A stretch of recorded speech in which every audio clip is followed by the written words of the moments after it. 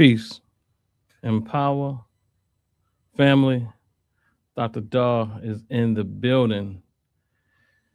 Our guest is running a little bit behind, but we're gonna go ahead and get started anyway. Make sure as you come in, you like the video, you share, you subscribe.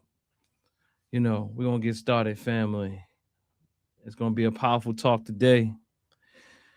Do all the things, conversation, Pan-Africanism, Islamism, FBA, DAFA, ADOS, with Grand Sheik, Tahaka Bay. I'll see you on the other side. When you claim you're Africanist, you're going to get your mind back. Generalized black woman is doing this and doing this. That is that is irresponsible. No, when you claim you're Africanist, you're going to get your mind back. Showing me, black and proud. Claim you're African, black and proud. I think that as a person who has a page, what is the status of people with half FBA? When you claim you're African, you're going to get your mind back. That's why I was laughing, because I am claim you're African. I'm not saying the framework doesn't do a thing, but become a part of it. We've been embraced forward to black men become a part of it. Being in the control. We become a part of it. Only embrace it. To me, one of the best stories I've ever heard. Embrace it. When you claim you're African, you're going to get your mind that back. mental growth takes place. You've been misled by leadership, for instance, that think you can consume. When you claim you're African, you're going to get your mind back. Black and I'm proud. Claim you're African. Black and I'm proud. I'm telling you. Peace and power, family. Dr. Daw back in the building. Families, you come in. Let me know if you can hear me. If I sound good. If I sound clear. All the things. I want to give some shout outs to those who are joining us so far. I see brother who those who are joining us in the chat. I see brother Jadorian is here. Peace and honor, as you say, dear brother. Respect.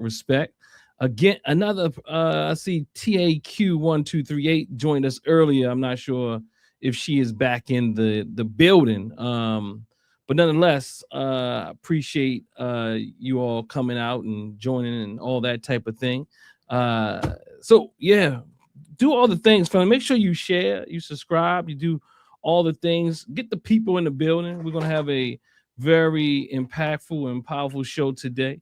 You know what I mean? Our guest is definitely running behind, but I think that's how stars do. You know what I mean? Stars, they basically they basically come in and they what is it called? A grand entrance, right? A grand entrance, but the dear brother Tahaka Bay, man, look, it's interesting because I'm thinking about some years ago, as we I think I linked up with him the first. No, you know what?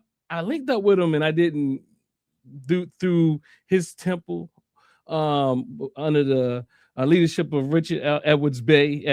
I'm saying I'm giving extra stuff, but nonetheless, so I met him then, but I didn't realize that he and I had conversed. This is years ago when I started off a podcast called Conscious Black Business Network. You know what I mean? And I invited him on then. We were in the thick of things and around the way on Bel Air Road, and I remember he came around and he had his 5-piece suit on and he was fresh to death, you know what I mean? Him and somebody came by, somebody else came with him, but I don't want to give him no trouble right now. So I don't know who that person was at this time. My memory is not serving me too well, but all I know is he brought a guest with him.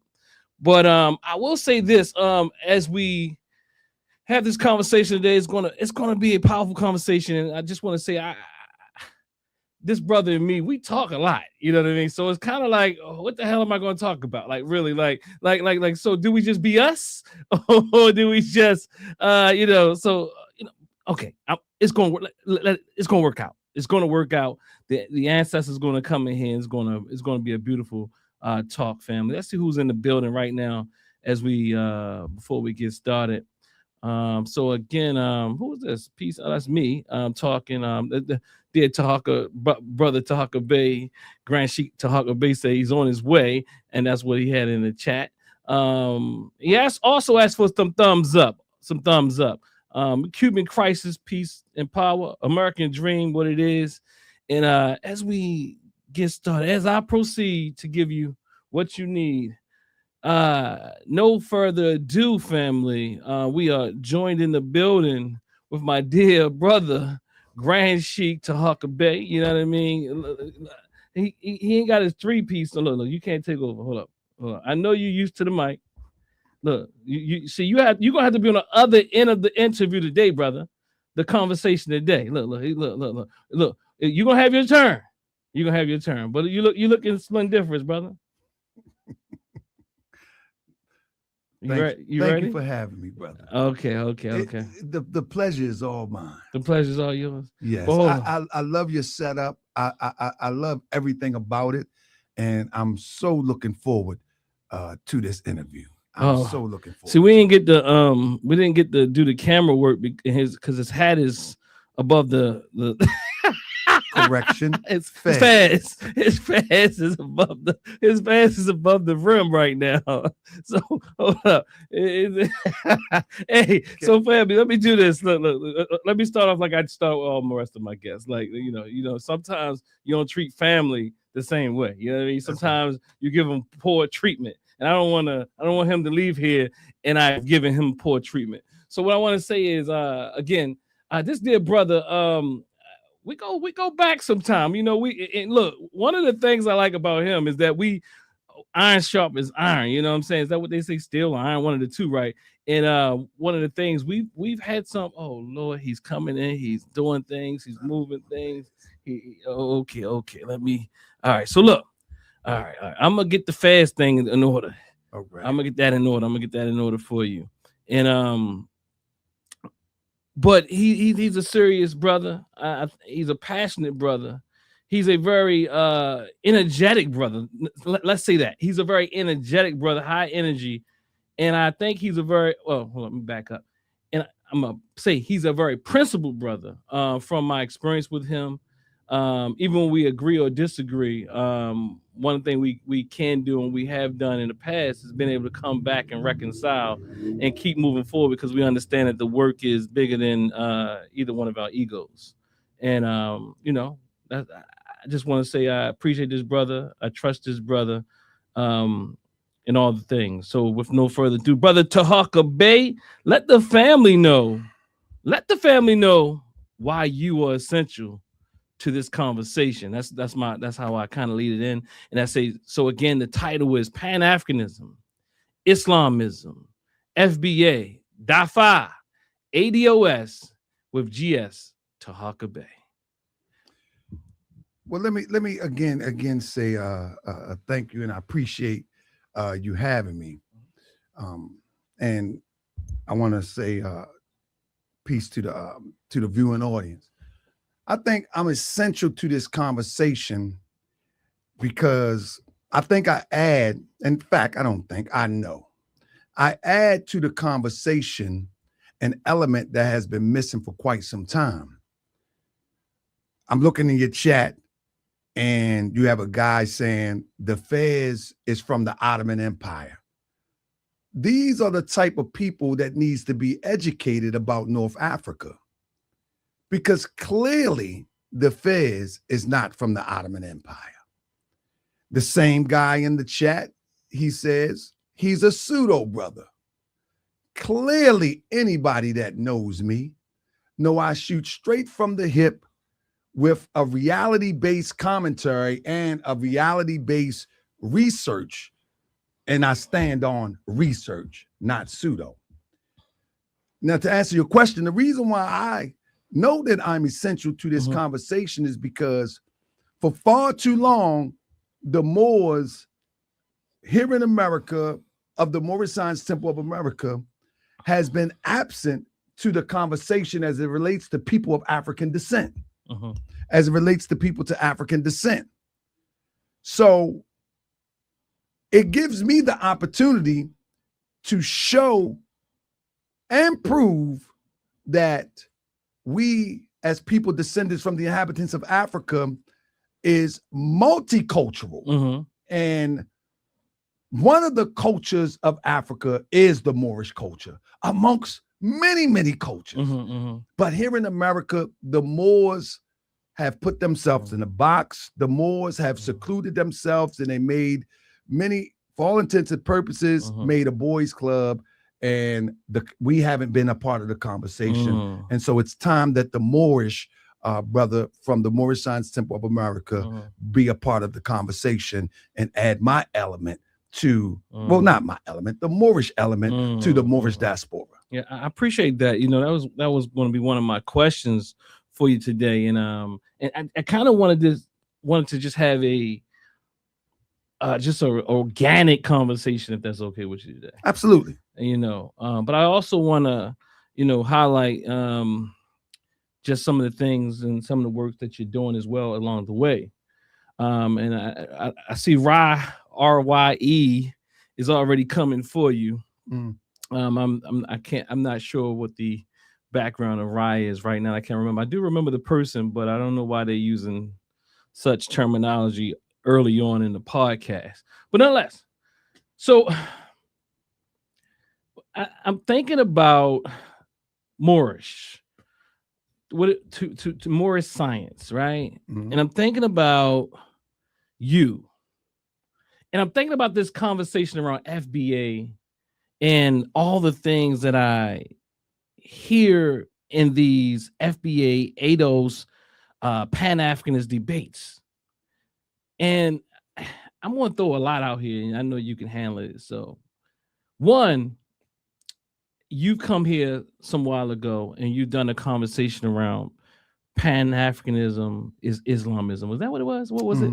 Islamism is Pan-Africanism, or they're interchangeable. Okay.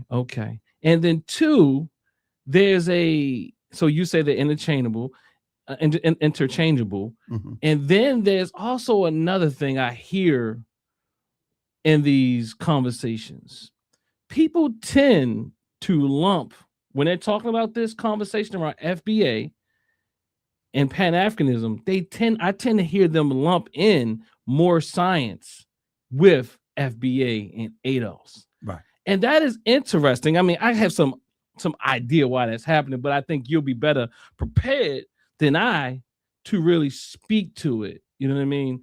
And so tell me more about the Pan-Africanism or Islam is Pan-Africanism. Islamism is Pan-Africanism, and also what you think about this lumping of Islam, or more, no, not necessarily Islam, but more science into FBA, ADOS, and the like.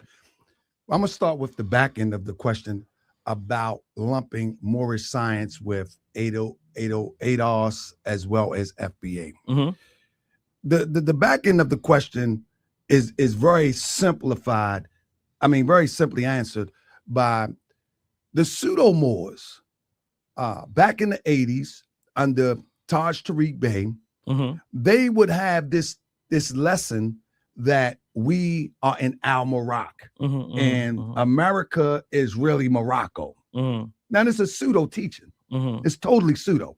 But the concept is that we are in Morocco and this is Morocco, and the European is the invader of Morocco here in America, Al-Morocco, and that they're indigenous to the Americas. Now, the pseudo part is that it's partially true, but the name is way out of context. The partial true part is that there was people here before any European came here. And those people came from somewhere.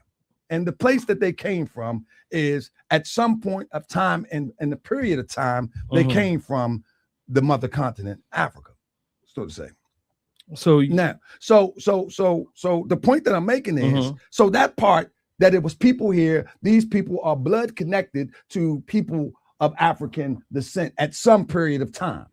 Now, the pseudo part is that this is Morocco, this is Al-Morocco, and this is our land. And because it's our land, this is Al-Morocco, and the European has taken over Morocco here in the West. Now, that's the pseudo part. Now, how it relates to FBA is FBA says that they were here from the plantation and that they deserve everything that comes with the United States of America and extending from the plantation. So I think that the interweaving is that this is our Morocco, this is our country, this is FBA, we've been here. So it's one and the same. And then the ADOS conversation blends in with the same concept that they're here before Europeans, they're here at the slave institution of slavery, and the Moors, the pseudo Moors, say this is our Morocco. We was here before slavery, and we got put into slavery while here, and we're all the same. And I think that's how the conversation blends into one concept. You know what? You're taking me back some years. I remember hearing a lot of those conversations, a lot more, probably about a bit over a decade ago. Yeah, and that was all in connected with the whole. What was the calendar back in the day that people were speaking to? The Aztec calendar, the Aztec, and how the Mayan calendar, and all that was going on, and how we were already here, and all these other ideas of Pangea, so on and so forth. So how does, and I know you kind of broke that down, but how does your framework or your way of seeing it differ from those other Moors that you're calling pseudo? That's the first part of the question. How is Islamism Pan-Africanism? Everybody knows, history records that the Moors were seafarers as well as traders throughout the Sahara, all the way towards the Far East, throughout Mecca, everywhere. This is how Islam got adopted by North Africans in the first place, because they were traders. And so they would take their goods and they would head to Mecca. Mecca was a trading post. They would head to Mecca, they would trade there, then they would get stuff from Mecca, and then they would go to the Far East, get some spices in India, and then they would make their way back, and they would trick themselves back. And so in the philosophy of Islam, not the Islam that you see today, but the philosophy of Islam agreed with many North Africans. And so everywhere they went, they shared that philosophy. So everywhere there wasn't nation states back then, of course, but everywhere they went, where there was a territory, they shared the philosophy of Islam. Now, Pan-Africanism is that as a collective throughout the diaspora, we all work towards a common goal. Yeah. And that was the goal of Islam from the philosophical perspective, not the cultural perspective that we see today. And so even being seafarers, and many through history have recorded Moors even touching these shores. So Islamism, talking about the unity of all people as it relates to people descended from the Asiatic nations and to the African nations and abroad. That's Pan-Africanism in a nutshell. And in Islamism, they demonstrated exactly that. Yeah. Oh, my apologies. That's my phone. Oh yeah. Well, okay, no problem. We good with that. We good with that. So okay, so basically, y'all want to go and check out a presentation that our dear brother Grand Sheikh Tahaka Bay laid out on this particular station, entitled "Islamism is Pan-Africanism," and so I guess. I don't know if I want to get caught in the weeds. Do that make sense to you, though, that the spread of the philosophical Islam about the unity? So Islam is about the unity of God and man, the unified thing, the concept. And when you get into Pan-Africanism, it's about the unified concept towards a common goal. Now, in Islam, people may say that goal, because the way that people see Islam today is not the way that people lived it yesterday. And that's where the lines get blurred at. That's where the lines get blurred at. When you look at Islam today, you look at Arabs that would turn the whole world into Sharia law. You know what I'm saying? In Sharia law, where women have less rights, less privileges, and the men dominate the whole society. But that's Sharia law. That's not Islam. You know what I'm saying?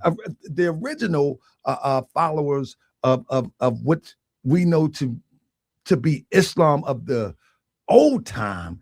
It was to spread a new concept of unity, a new philosophy of obtaining unity, and understanding that God is the unifying factor. And now, in between that, there is some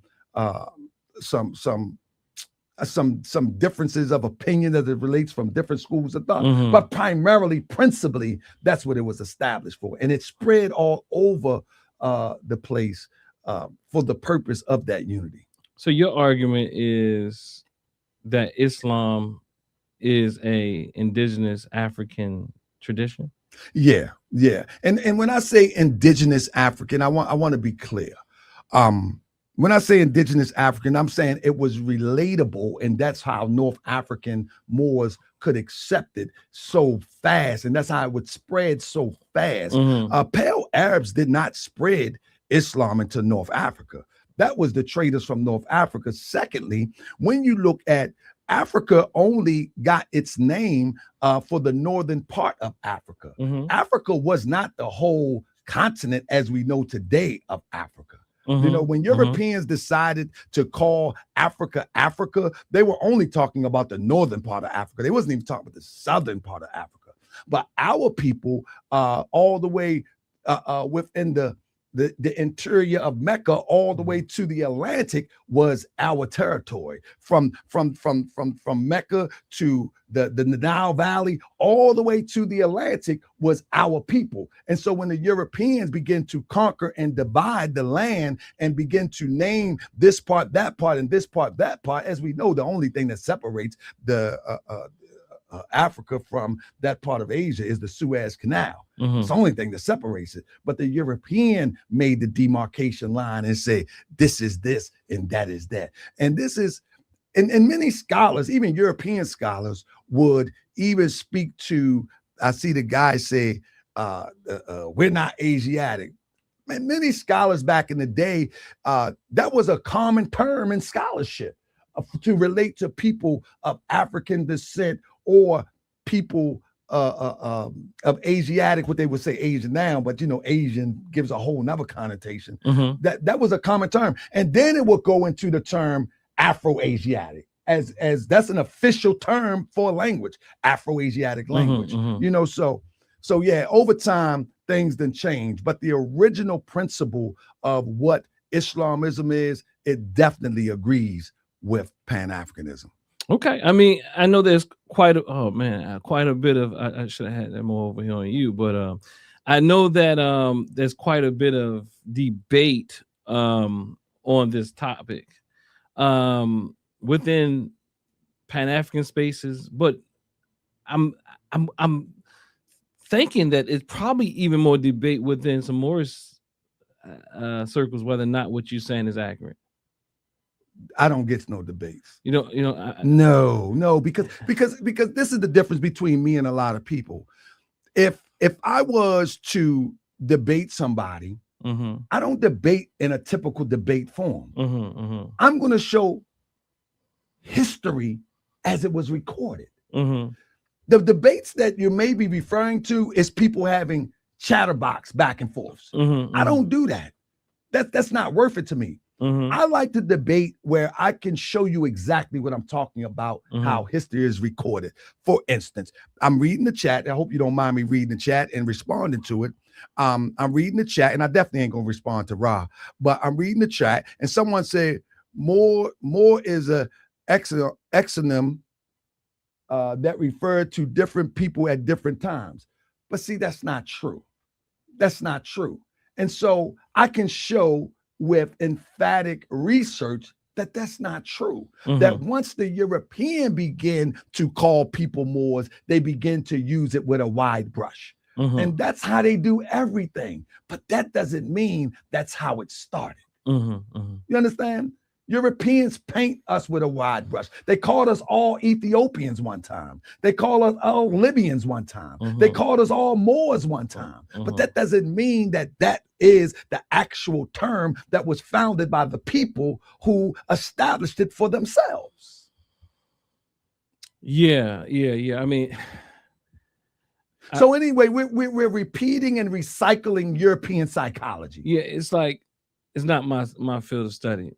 So I don't have much debate for it. I do want us to I mean, of course I've researched a bit, but I'm saying just in general, I think the things are so, I mean, just even thinking about Christianity and the many different ideas that historians have about how that began and who started and who did this and look, that's not the rabbit hole that I typically go this down. stuff has a beginning. Everything in our era of time has a beginning. Mm-hmm.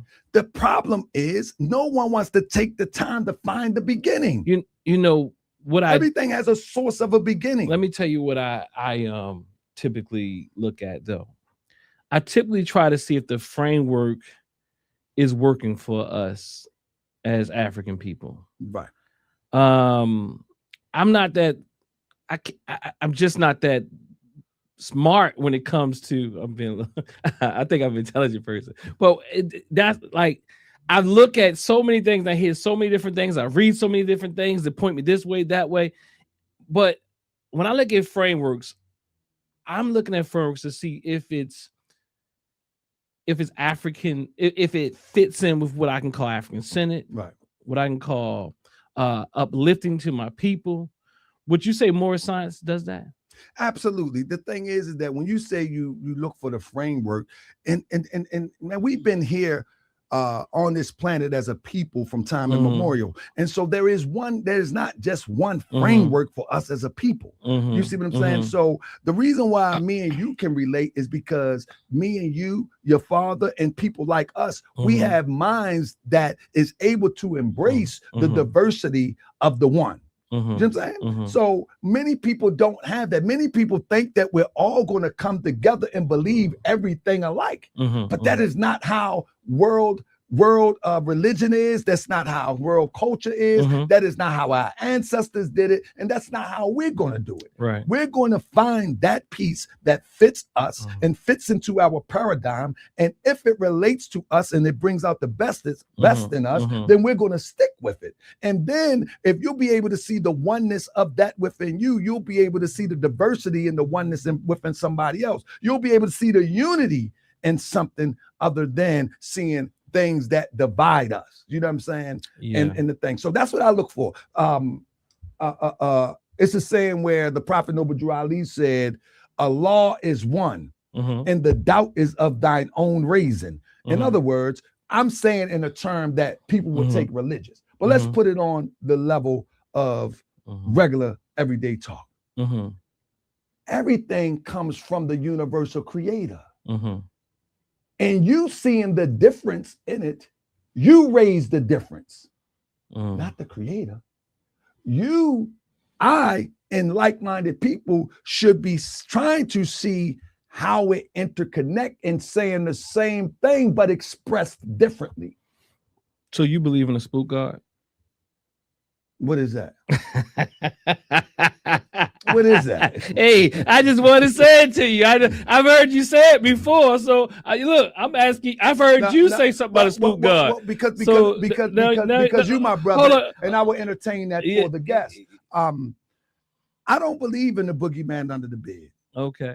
I believe that the universal creator, whom I choose to refer to as Allah, the universal creator, has given us every element of power within our DNA and our makeup that we can solve any problem that we are faced with within some type of span of time. But we just have to figure out what part we play in the greater body of working together, and then we play our part. But we have all the intelligence within ourselves. We don't need something outside of ourselves, the spook god, to come and do some magical trick for us when we are the magician. We are the magi. It's us. We just need to tap into it. So how has that understanding impacted the work you do today? And you can speak more to understanding impacts the work I do. See, I have a real story, Doc. I have a real story, and I say this here, man. I can't wait to put my book out, man, and go on a book tour with it. Please feel free. But I have a real story, man. And there was a time where my life could fit in a Jansport backpack. You understand? I come from a place where you just get it how you get it. You know what I'm saying? At the expense of someone else. You know what I'm saying? Whether it was hustling, whatever the case was, it is what it was. And after falling on my face quite a few times in that lifestyle, I chose to give the concept of Moorish science a true shot. Everyone that I've been around that said that they practice the teachings of Prophet Noble Drew Ali, they seem to always be in some sort of struggle. Either they didn't have the basic car, they was at the bus stop talking about, I'm gonna sell you birth certificate, redemption, and the prophet is holy this and holy that, but they always was in the midst of some struggle. And so when I begin to give it a real try, like there's a saying in the Moorish Science Temple of America, when you look in the eyes of man, you see the image of Allah. When you look in the eyes of man, you see the image of God. When I begin to see the image of God within myself, we begin to see the power within myself, the creator in myself, that was nothing I couldn't do. There was nothing I couldn't do. And so when I say my life could fit in a Jansport backpack, there was a time when I went to Mondawmin Mall at the job center and printed out flyers and walked down the street so I could start a janitorial company. Didn't know nothing about LLC, didn't know anything about LLC, didn't know anything about needing insurance, didn't know anything about business. All I knew is that I didn't want to go back to that 5x7, and I just knew I didn't want to go back over on Jack Street when I was living over Brooklyn. You know what I'm saying? I know I didn't want to go back to that. So I went there, print out them flyers and walked up the street. From that point, somebody called me. That was over 20 years ago. I never looked back, and I never punched the clock for anybody else since. But that's the power of not believing in the mystery spook God. That's the power that you see the God working within yourself, and that you can do whatever it takes so you can sustain yourself and your children and your family. So that's the reality of God. And now it's more magnificent things that I have achieved in this journey, but that was the start of it. When I ceased to look for something outside of myself and realize that everything I need is within myself, I took off. So I hear that. So you're a Grand Sheik. What's your proper official? So I am the Grand Sheik and chairman of the Moorish Science Temple of America. And if you're looking for us, you're going to have to say the Moorish Science Temple of America and put Noble Temples, because we put Noble Temples as a styled as, or what they call a pseudonym, so people can understand not to mix us up with those pseudo Moors. You know what I'm saying? So if you look us up on Facebook, you might see the Moorish Science Temple of America, Detroit Noble Temple number 4. That's under my leadership. If you look in Baltimore, you might look in here, it might be Baltimore Noble Temple number 13. You look in New York, it'd be New York or Harlem Noble Temple number 20. So we the Moorish Science Temple of America styled as the Noble Temples, so you won't confuse us with anybody else. Because as you see, the guy keeps saying Moors are pseudo. That comes from those pseudo Moors painting, and now other people will paint us with that same wide brush. And so we distinctly call ourselves the Moorish Science Temple of America. We are the Moorish Science Temple of America styled as Noble Temple. But am I a Grand Sheik? Absolutely. I was ordained as a Grand Sheik in 2015.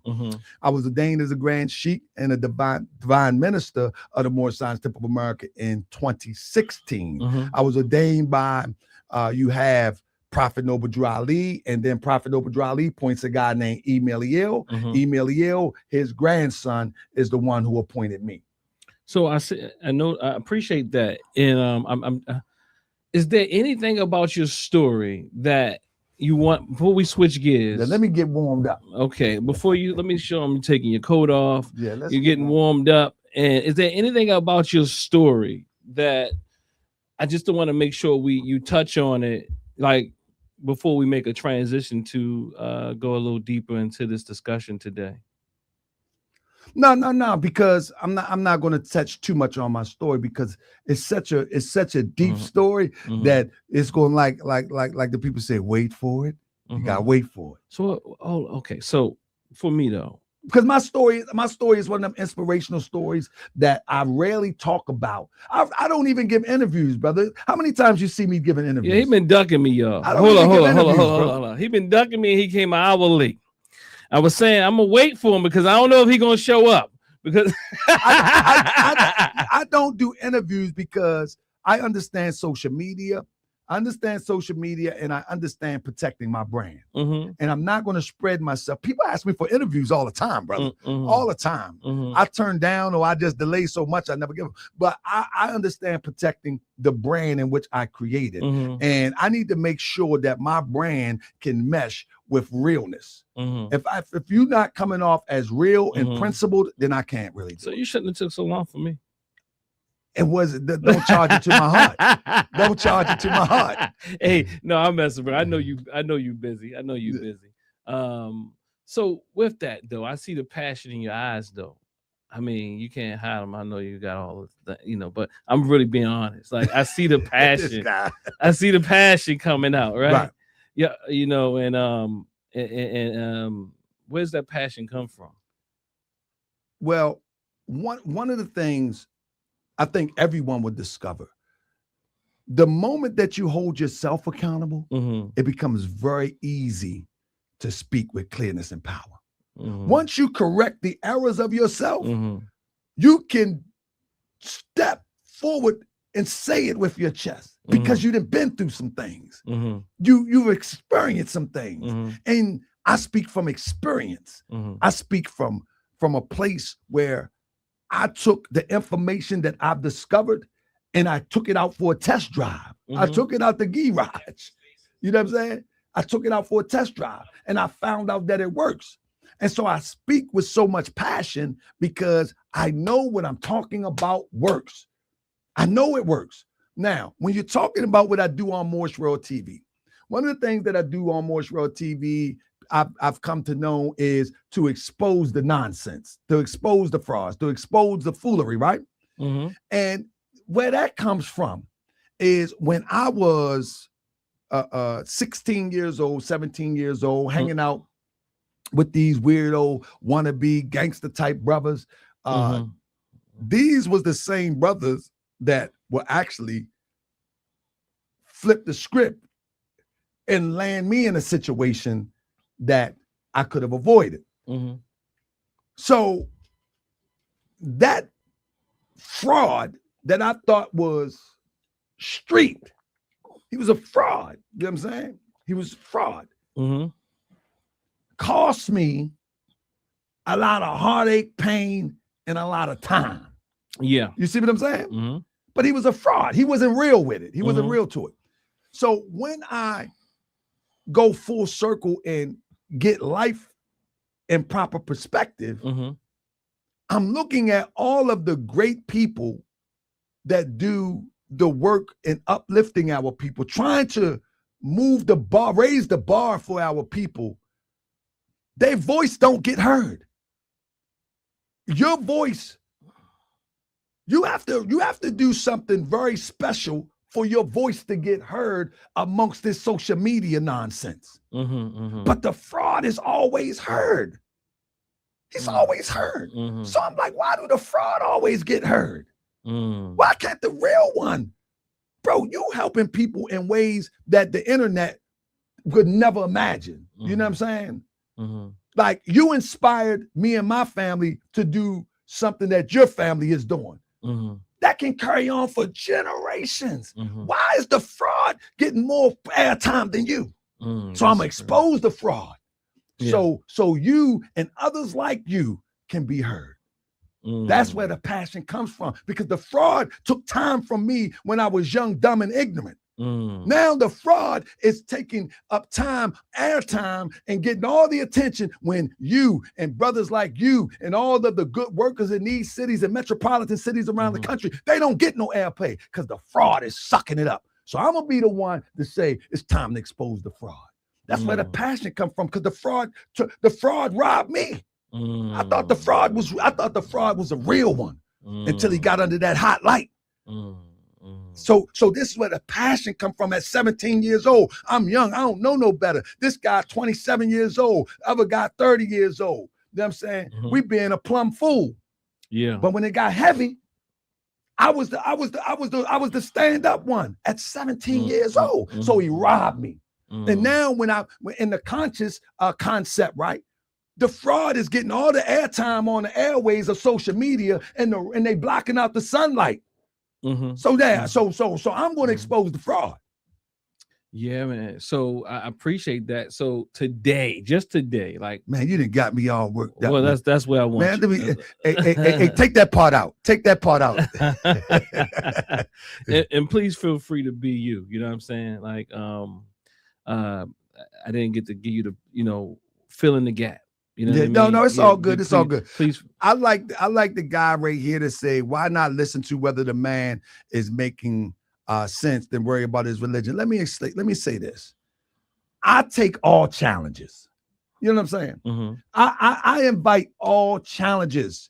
Email me at taharkabay@gmail.com, and we can take this to an intellectual conversation.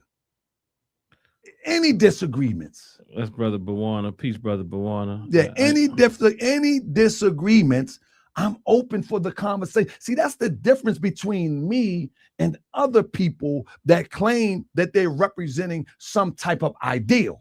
The ideal that I represent, I can make it sound palatable to you, even if you don't agree with it. And I say I can make it sound palatable to you because I know where a lot of people may be at along the road, and I know what I need to say so you can at least understand it, not trying to proselytize and try to get you to join me in it.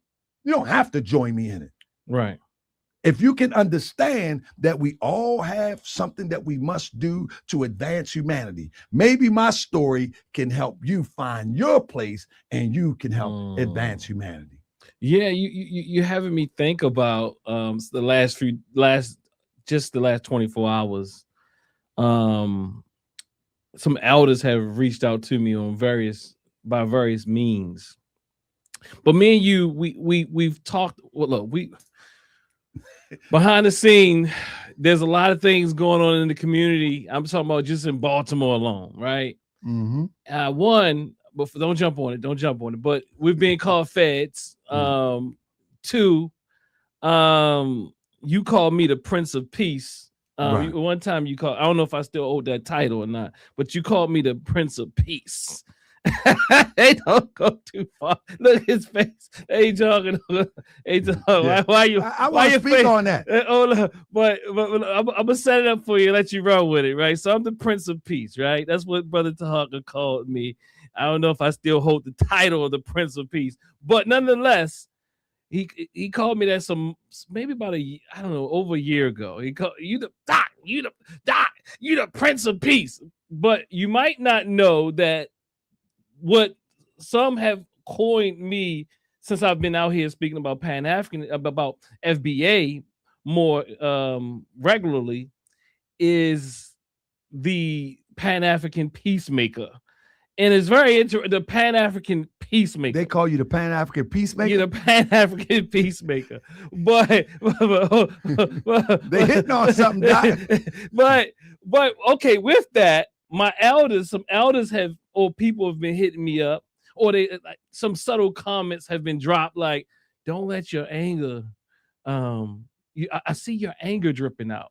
So now I guess they saw a little clip of me doing some things, and I'm like, no, I'm not really angry. I'm not like, if you really know me, like if you talk to me, you probably talk to me, and like very rarely am I like really like a angry person. Nah, you know what I'm saying?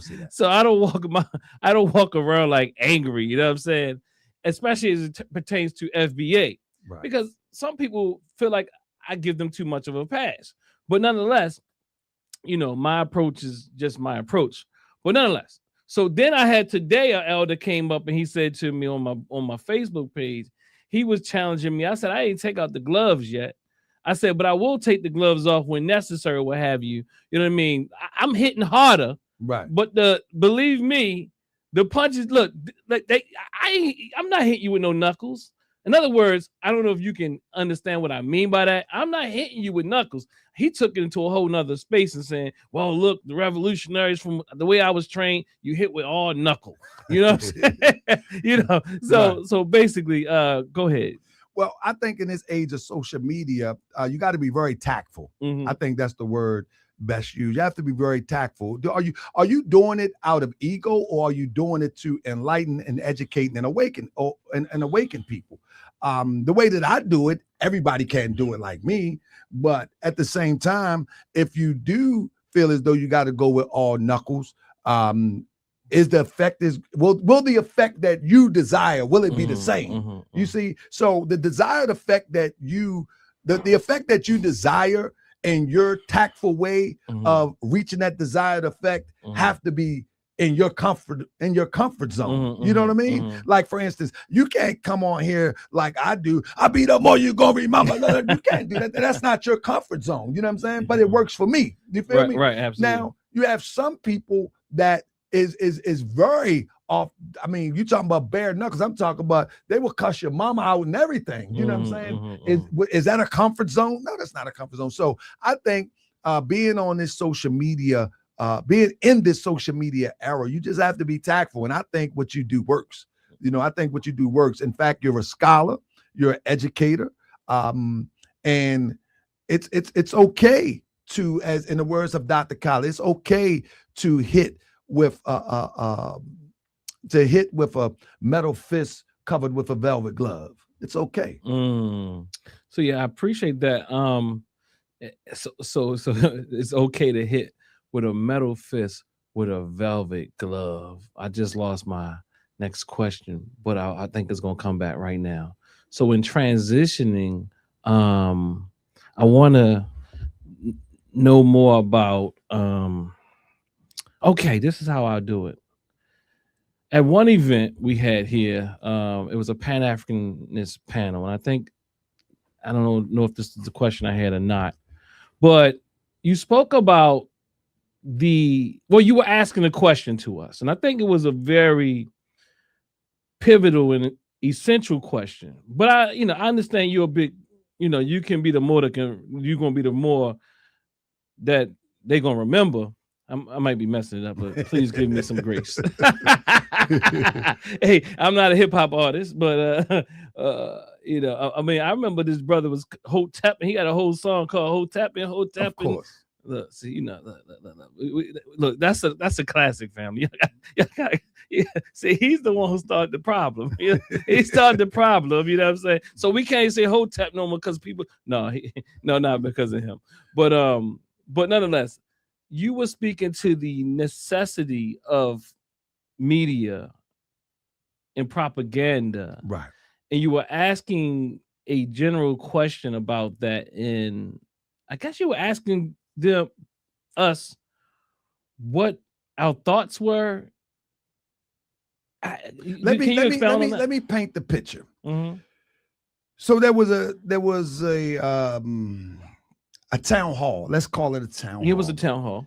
It was a town hall meeting, and it was trying to find some middle ground in addressing FBA rhetoric, if you will. That's the best way I can say it. From the Pan-African perspective. Right. How do Pan-Africanism or Pan-Africanists address the attacks on social media, or however propaganda being aimed at Pan-Africanists? Yeah. And I asked the question, and I believe that the question that I asked was definitely a valid question, but it was kind of maybe a Tahaka Bay question, and it might seem a little bit too spiced for the conversation, because the image of Tahaka Bay is I need something direct, raw, and now. And so it seemed to be pushed to the side. Well, we already answered that. Oh, okay. But now that's how I felt at the time. But now the question was, No, I like that assessment though. yeah, Yeah, I like that. That's assessment. definitely I didn't even think of that assessment, but I but think it's Tahaka the Bay. fact that Tahaka Bay is asking the I mean, question. the fact that you had that analysis is I appreciate that. Yeah. Yeah, but if Tahaka Bay is asking the question, it's not just a question anymore. Yeah. Because now Tahaka Bay is going to expect a raw, blunt, in your face answer. Is that true? Probably so. Okay, so they did the best thing. Probably. No, they didn't. They didn't. But it should have been answered straight to your face. One thing about us as a people, I think it's okay for us to talk straight. You know the question though? And the question was, what is the response to the propaganda addressed at Pan-Africanism on social media? What are you doing?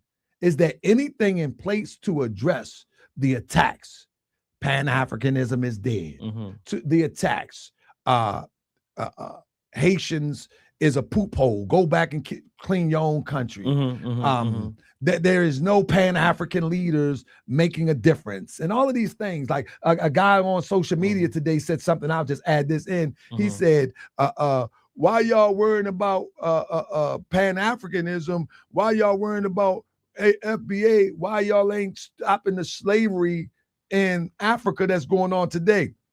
Is there one group in Africa that's addressing slavery in Africa today? In fact, there's multi groups in various countries addressing modern day slavery in Africa. Yeah, multiple. I mean, but he's not familiar with that. Right. So he thinks Pan-Africanism is social media. But so the question again is, how do you respond to that? What are you doing? And it was kind of brushed off.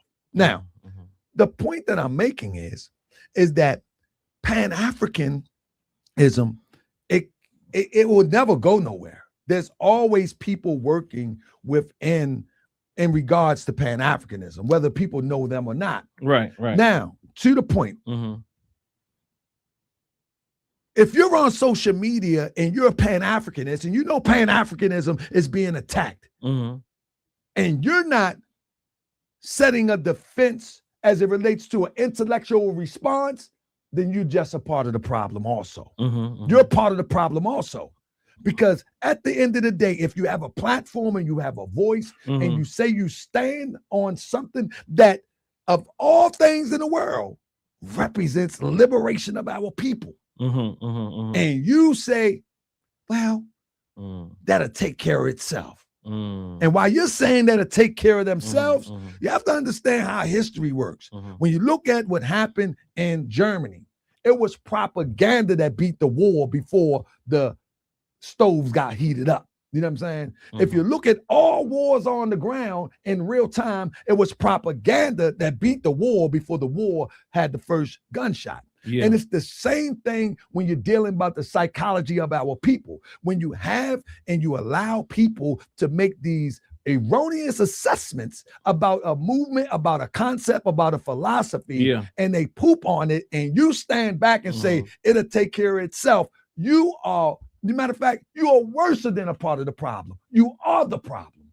Because this is supposed to be about liberation. This is supposed to be about liberation. This is not supposed to be about just let them say what they want. Just let them do that. If you let them say what they want, guess what? It's going to start a whirlwind of everybody saying what they want. And if they say it enough, it's going to be no different than Laffy Taffy. Take your Laffy Taffy. You're going to hear it so much, you're going to start singing it. And you're going to start believing it. And this is how FBA is able to get foothold. That people say it so much, and it's just social media, but it's saying it so much, now it looks bigger than what it is. I appreciate that, because that's been I agree. The assessment, I think, is right on. And I think, as you have experienced, and I have experienced something very similar, where those elders, like I spoke about earlier, many of them would be like, nah, just let it take care of itself. Let it, you look like you eyeing that question right there. Let it I'm just reading them. Let it take I'm just reading them. Let it take care of itself. So I agree. It's like, but the fight begins to be more with those who you're working next to many times to tell you, no, you shouldn't be doing that. Do what Moors do. Do what African Senate people do. You know, just continue to build. You know, don't spend your time doing all those type of things. What do you say to that? I believe that's erroneous. I think that's. I love my people, man. But that passiveness is what keep us in this perpetual state of mental slavery. Now, it ain't for everybody to saddle up and ride into Calvary. It's not everybody to be a part of the Calvary. Right. You know what I'm saying? Right. If your lane is to be the intellectual and not challenge the common thought of what is in the public, then okay, I get it. But if you say beyond intellectual conversation that Pan-Africanism represents a walk towards liberation, and you are marching towards that walk of liberation, I believe that you are obligated to defend that concept. Now, check this out. Let me say it like this. Even an intellectual that really don't want to get into the back and forth. The moment that the intellectual stands on principle as it relates to Pan-Africanism or whatever they believe in, Moorish science, whatever they believe in, there may come a time they might have to stand in the defense of that. Because there's always going to be an opposing thought. Now, the level of that opposing thought would be the deciding factor how you respond. Some opposing thoughts ain't even worth the response. You know what I'm saying? It ain't even worth the response. But some thoughts that get wheels and roll down the road and has influence, you should respond because you're speaking on something that you say represents the liberation of a people that you're a part of. Yeah. I appreciate that. But so with that, do you think now we spoke about this idea of Islamism is Pan-Africanism, but now kind of like turning the corner a bit, FBAism. Can one, because I've been having conversations and I've been doing my own, and I agree with this whole intellectual piece. Let me just back up. But I do think that intellectuals also have to be warriors as well. What other reason are you going to, especially if you're a PhD, what other reason are you going to school? In fact, to be a PhD, the reason to become a PhD is always about figuring out a problem, especially if you're a social scientist. It's about figuring out a problem. May I cut in? I agree to a degree. If you're on social media, see, this is a new world, right? Social media is pretty much a new world. If you're a PhD in your social sciences, whatever you may be, but you don't have a social media platform, right, then I get that. But if you are trying to sell this on social media, that this is the path towards liberation for our people, you should defend it. Brother, on social media at minimum. Brother Unc said that if you're not on social media, you're not really operating right now. That's not true. Well, we see in Baltimore, we see people that don't even mess with social media and they're thriving. He's saying the minds of the people. What do you think about that? No, I disagree with that. And the reason why I disagree with that is because the nucleus of helping people is community. Social media is a double artificial construct. So you don't think that social media has the majority of our community is not what's feeding a major portion of our community? Yes, I do believe that. But however, I believe that social media can be a bridge to help fix communities. In other words, what I do on social media, right? Have you noticed that on Facebook, I teach more Moorish science. On Moorish World TV, I teach whatever comes down the pipe as it relates to fraud or whatever. That's like more of a magazine. And on Facebook, it's more of Moorish science driven. If you pay close attention, that's by design, right? Now, the reason why I do that is because I know I can reach people in two different ways, right? Now, but why am I reaching them? Why do I want to reach them? Mhm. I want to reach my people so we can work together on the ground. Mhm. I don't want to reach my people so we can stay on the internet. Yeah. I want to so to a degree, Unc is right. Our people is on the internet. But the objective is not to reach my people and just stay on the internet. But I think y'all are saying the same thing. No, we're not saying the same thing, because I'm literally got people on the ground that's doing great work. I see, that would be the assumption that he doesn't. No. I'm saying I'm not saying Unc doesn't. Mhm. Unc, my man. Mhm. I'm saying that I am within an organization that is predicated Mhm. upon uplifting fallen humanity. Or- the marching orders is to uplift fallen humanity on the ground. Well, or let me reframe that. Or that he doesn't also share that other part. Yeah, no. Yeah. I'm not saying he Yeah. doesn't do. I'm a part of an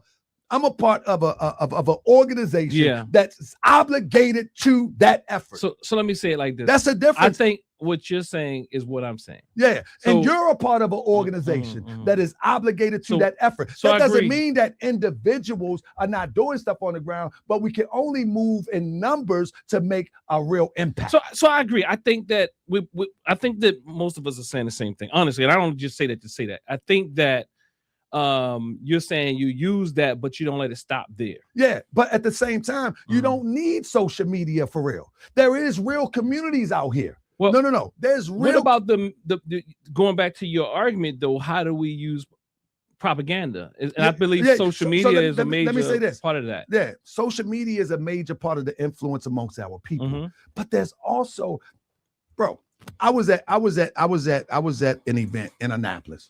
I was at an event in Annapolis, and I went through the whole crowd asking them, do they know what FBA is? Nobody knows what FBA is. You know why? Because the consumption of social media Mhm. is really drama. Mm. People not going to social media to be uplifted, if you be for real. Mhm. Mhm. That's a small percentage of, I don't know who tricks somebody believing that people go to social media to be uplifted by some black conscious circles. People go to social media to hear whack 100. People go to social media. Look at those numbers. They speak for themselves. You know what I'm saying? So the real effort of uplifting people is what you do right here.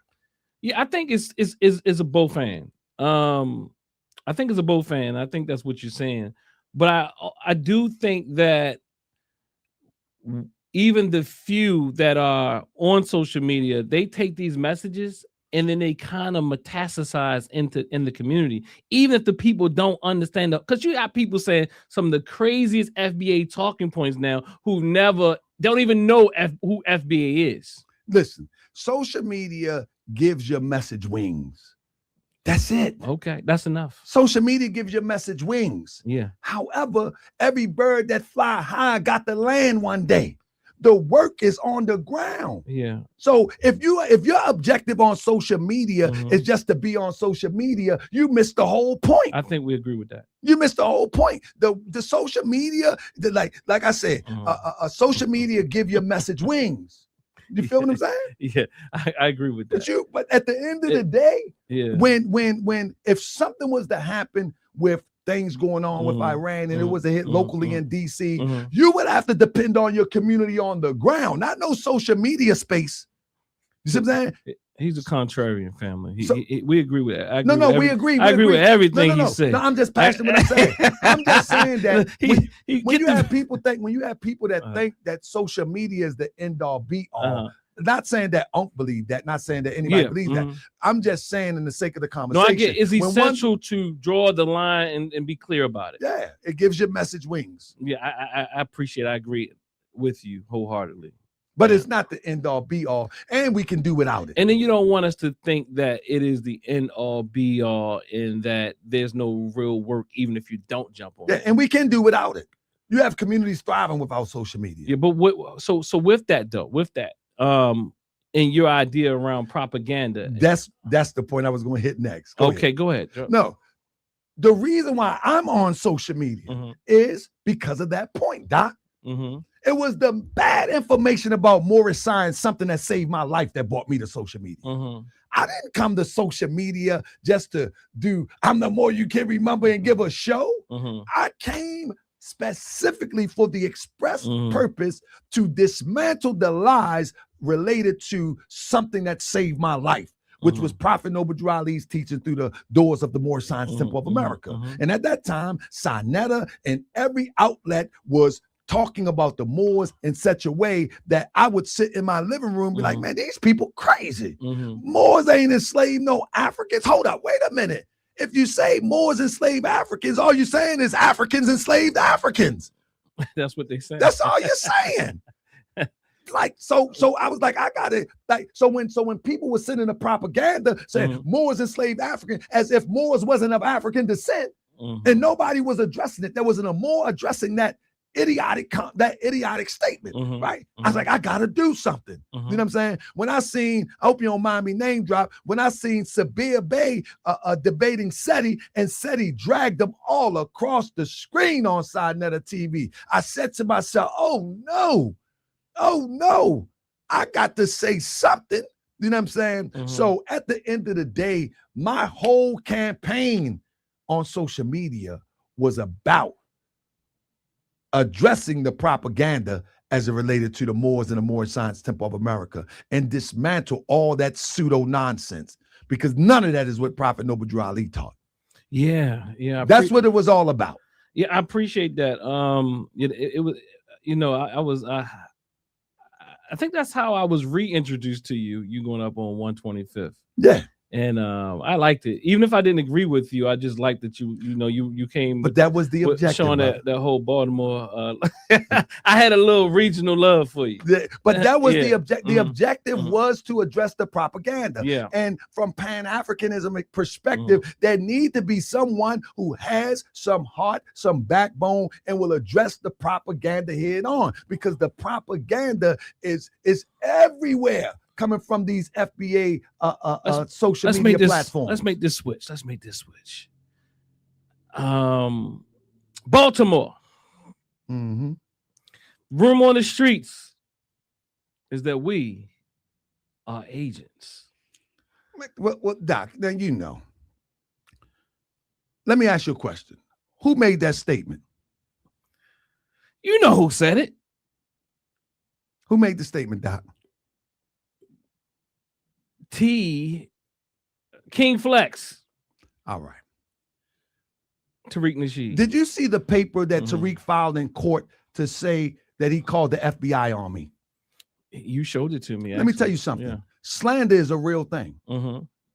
There's a court document where he called the FBI on me. We know how that works. From East Baltimore, Naptown, all the way to West Baltimore. To keep the light off of you, you start saying somebody else is that. But the paperwork of you reporting me to the FBI, you can go right down to Baltimore City, Clarence Mitchell Courthouse, and pay $10 and get the paperwork. So in order to deflect, he starts saying people from Baltimore is this, that, and the third. What's your name, Doc? Get the likes up, family. What's Dennis Winkler. Dennis Winkler. Dennis Assault. My name is Toronto Antonio Johnson. I added Bay when I joined the Moorish Science Temple of America. I added Tahaka Bay when I started doing podcasts. Yeah. You see how simple that is?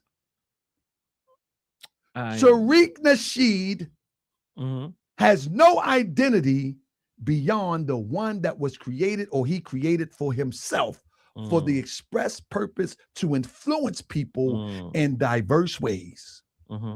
Mama didn't name him Tariq Nasheed. Ask him his name, and he won't tell you. He won't tell you. There's a reason he won't tell you. Why you say that? Because the name is going to give some connections that he don't want you to see. So you can look up me. You can look up my whole record. I just gave you my name. How do you know his name isn't Tariq Nasheed? You hear what I say? Yeah, I got you that. You can look up my record. Yeah. And you can search my whole name. And guess what somebody would say? Somebody would say, what's that? Oh, man, he did this and he did that. He did this and he did that. Guess what? Mhm. at least you can identify me historically as a person. So what are you saying? Nobody knows who this man is. Why is that essential? So it's essential because it explains why one would deflect and say there's agents in Baltimore. So people won't see and look at the real agent. That's all it is. There's a lot going on. A lot of people. That's all it is. You know.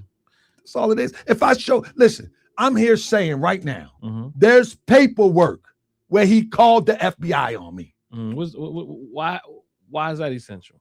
What to this conversation? Who calls the FBI on a podcast? Who calls the FBI on the so-called FBI? Because he said we're agents. You know, you were included in that. Who calls the FBI on a podcaster? Who reports a podcaster to the FBI? That's insanity, brother. Yeah, that is. So the whole point, but the camera is focused on it. but the whole point that I'm making is that that's the classic deflection methodology. Look over there. Get off my pocket. That's the whole thing, man. So I mean, come on, man. Like to say that, oh, the agents come on the board. Come on, man. That's silly. That's silly. That's funny. Sometimes the camera focuses on the listener so that you can see the expression of the listener. You see his expression? You see his expression as I talk? I'm gonna tell y'all about Doc. Doc be liking when I be going in. You know what I'm saying? Doc be he be pressing my trigger so I can go in. I know what he's doing. Nah, we good. Hey, well, you know, I learned from him. I remember the first time I came on his platform, he said, "Doc, are you a real doctor? Tell me you're a doctor."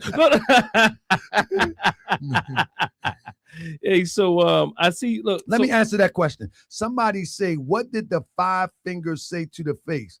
$50,000. What did the 5 fingers say to the face? What does that mean? You know, Tariq say I slapped Tahaka Bay. 50 grand. 50 grand. You can go look that up too. See, this is the difference between a lot of people. You know what I'm saying? And me. Like, I'm gonna call it what it is. I'm gonna call it what it is. If Tariq said he slapped me, ask him what he paid me.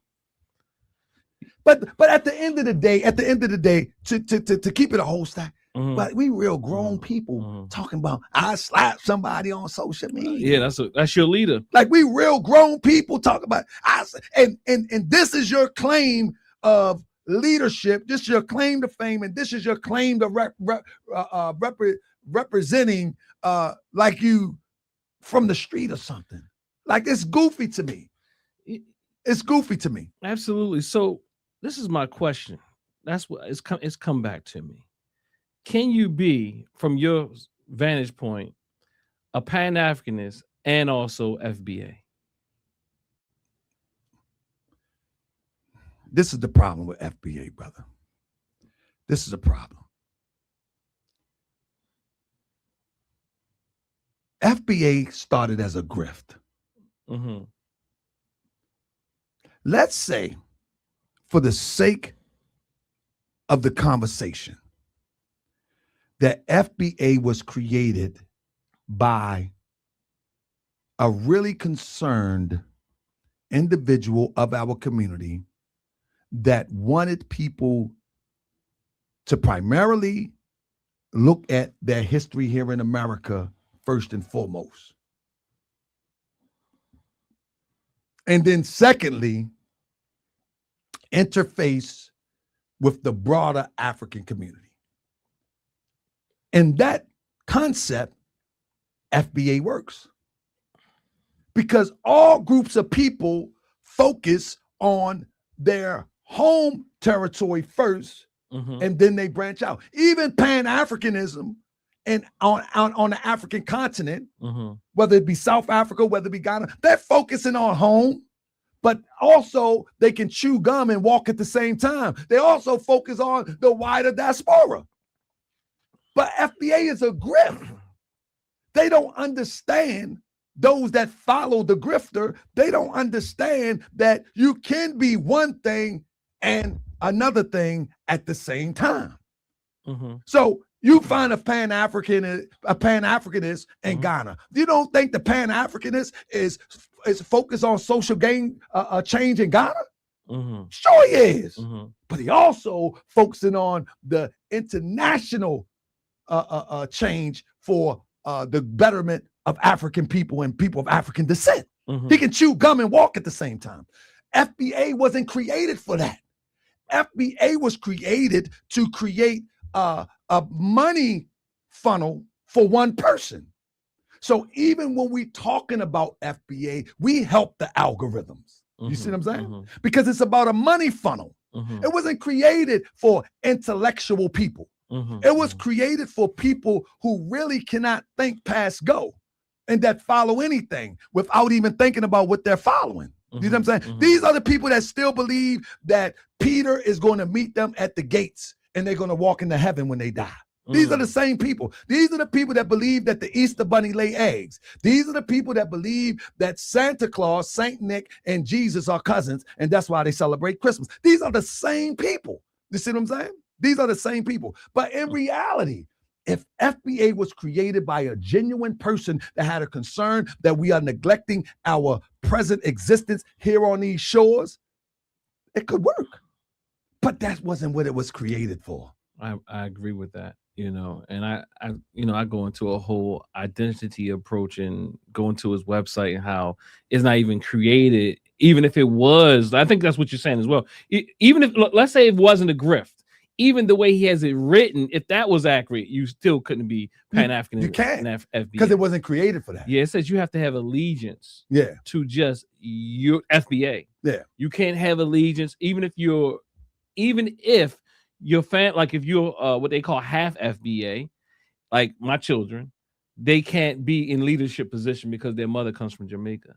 That's why I said Kaba Kamene's son needs to shut up. But you know the crazy part about that? The crazy part about that is there is no people on the planet Earth that moves on that concept. Absolutely. Not one. It's not realistic. There's not one group of people, one nation, one tribe, one nothing on the planet Earth that moves on this concept. And this is how I come to understand Moorish science. I look at Moorish science from a universal perspective. So when other people say, oh, Moors are pseudo, Moors are pseudo, Moors are this and Moors are that, they don't know me. They know what they have studied on the internet and they know what they have heard on the internet, but they don't know me because I look at Moorish science from a universal concept. Can it apply in Ifa?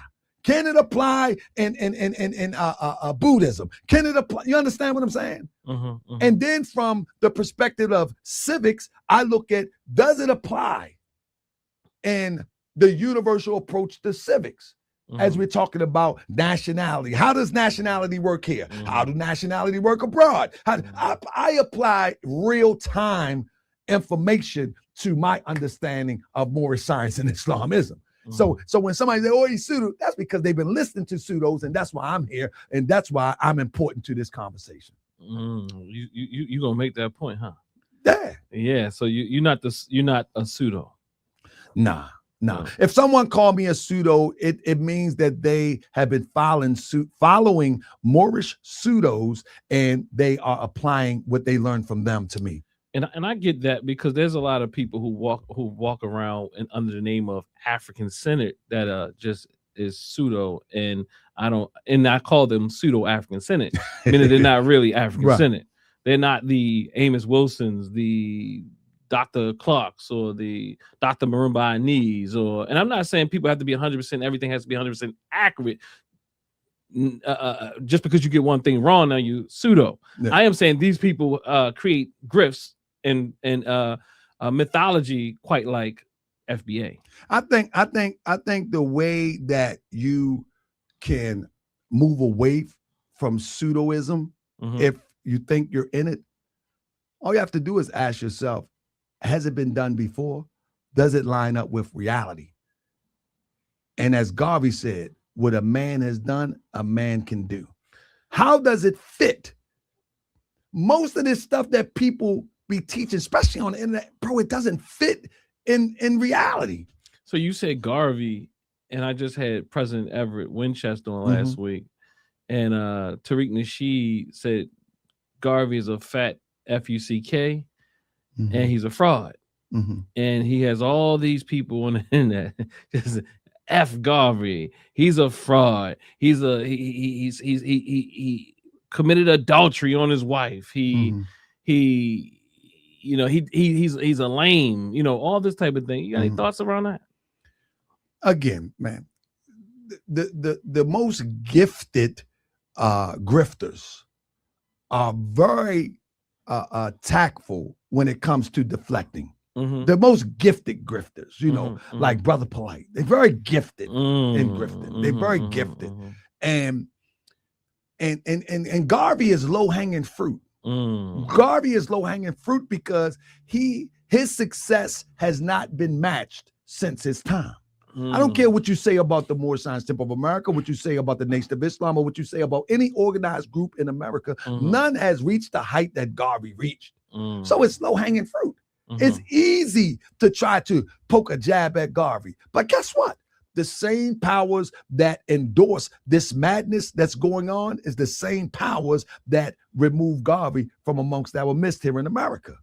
They are the same people. So when one attacks Garvey, let's look at the people who wanted to cut Garvey off from the people that he had uplifted and inspired by the millions. Now, here in 2026, you have one that look like us that can't take the contribution that Garvey gave to the people and use that to advance his cause. And only thing you can say is Garvey was a fraud with nothing to back it up. You just say it. Nothing to back it up. All opinionated. Right. All conjecture. All twisted lies and truth. But what about all of the good things that Garvey did? What about you can make up all the lies you want, but all of the accomplishments that Garvey accomplished, you mean tell me you can't take one element of that and advance your people in California? You don't even come outside. The only time you've been outside is when you got a buffer of police around you. Undercover or uniform. The only time you come outside when you was trying to get some advance money to people to donate and you was in your gated community going live. You don't come outside. Where is your community? See, Garvey walked down the streets of Harlem. Garvey taught in the streets of Harlem. There were so many leaflets in Harlem that it took them weeks to clean up the leaflets when they say Garvey was giving a speech. Like, you can't do that. So it's disrespectful to even consider influencing people to come at a Marcus Garvey who efforts haven't been matched since. Hold on, let me put 10 on 5. There is not a group that has matched Garvey efforts since Garvey. I'm talking about dues paying, card-carrying members of the UNIA. There's not a group in America, there's not a group around the planet that have matched Garvey's organization in numbers and efforts. Name one. The only thing that can match Garvey is nations. But not one organization can match Garvey efforts. Not coming from us. So what do you say when they say Pan-Africanism has never produced anything and is dead? Most of these people are on WIC because of Pan-Africanism, brother. That's a silly argument. The Black Panthers was Pan-Africanists. This is how they could escape and be in exile in African countries. Assata Shakur could be in exile, was in exile because of Pan-Africanism. Cuba gave millions of dollars to brothers in the nation, sisters in the Nation of Islam to get education. I mean, come on, I can go on for days. I can go on for days at the change that Pan-Africanism and that the collective community of the diaspora have changed the trajectory of our people. You can't say that. Listen. I love the experience here in America. I wouldn't trade it for anything. But our last 100 years of contributions have been hip hop entertainment. Let's keep it a buck.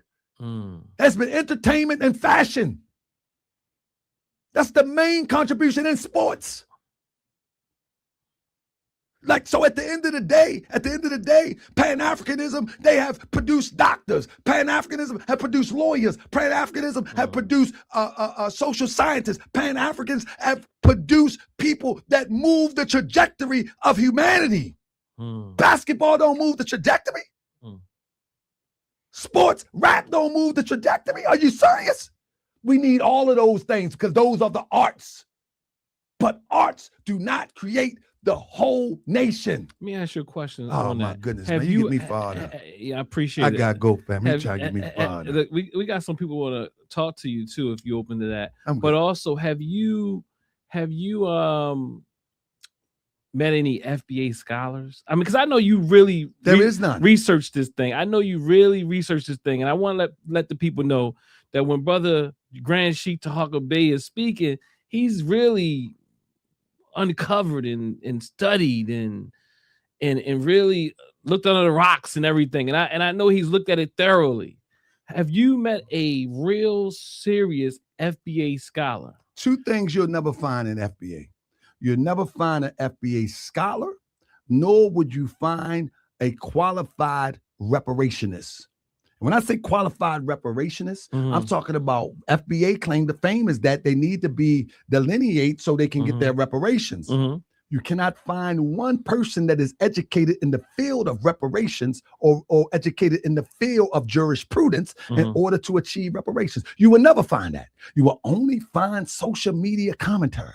That's all you find. And when you see things like the Hidden Color Six, these are social media personalities. These are not qualified technicians as it relates to the mind. These are not qualified technicians as it relates to jurisprudence. These are not qualified people as it relates to political science. They don't even understand the first step towards reparations. So it's just rhetoric. So two things you'll never find. You'll never find a bona fide scholar of FBA, and you'll never find a true political scientist of FBA that's fighting for reparations. You will never find it.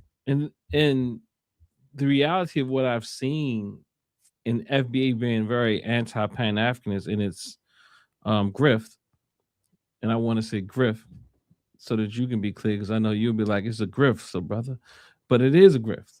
Yeah, that's what it was created for. But even in that, they still utilize and have utilized those very people. Let me interrupt, brother. Hold that thought. Somebody said, he says, somebody said, name a great scholar from the UNIA. And I think he was saying name a Pan-African scholar. I'm sitting next to one. See the difference? Just that quick. Just that quick. I'm sitting next to one. And guess what? Respected and not just respected on social media, but respected amongst the Europeans, or respected amongst the African Center, respected amongst social groups, amongst our people of different variables. I'm sitting next to one. Simple as that. Like, I don't gotta go far. I don't gotta go far. I say I get Doc on the phone. Absolutely. There it is. You know, that's real talk, right? And I appreciate that, because I did the same thing by replaying an interview from Dr. Simmons, who founded Sojourner Douglas College with my dear Dr. Stanton, Marion Stanton, who both were Pan-Africanists, African Senate, and they created a college and university that spanned not only in the USA, but also to the Bahamas and even continentally in some in exchange programs and all these different things. I have an interview on this channel that Dr. Simmons, rest in power now, speaking to that Pan-African and African Senate endeavors, which came out, Sojourner Douglas College came out of the Black Power movement. Yeah. So, so again, you ain't got to go that far. Sometimes they'll have you going like, and then you think about it's not that far. We ain't got to do that. You know what I'm Mhm. saying? And that's the thing that I've learned about Moorish science. When I used to watch people like Sharif Adnil Bey and Lord Abba, and they be on 125th Street, and they're trying to go so deep. Mhm. Like, you don't got to go that deep. It's right in front of our face. Right. We're living examples of what it is to be Pan-Africanism, Moorish science. We're living examples. You know what I'm saying? And you know what's crazy that you don't know this, but I'm also and it does fill both boxes because I am a dues paying member to the UNIA ACL. My wife is too. My wife rolls with the nurses, the cross nurses. Yeah. So I mean, come on, man. It's a small world out here, man. Like the thing is that this is the problem with us, man. We always look for people who doing great work, like the UNIA here. People that's doing great work. Yeah. People will try to pick it apart because of something they seen on the internet. Right. You know what I'm saying? You don't know, Brother Everett. You don't know what these brothers and sisters are doing here on the ground. You don't know that. So you only can pick it out. You only can pick it apart from your living room. You know what I'm saying? That's all you can pick it apart. And that's what Tariq Nasheed does. He picks everything apart from his den.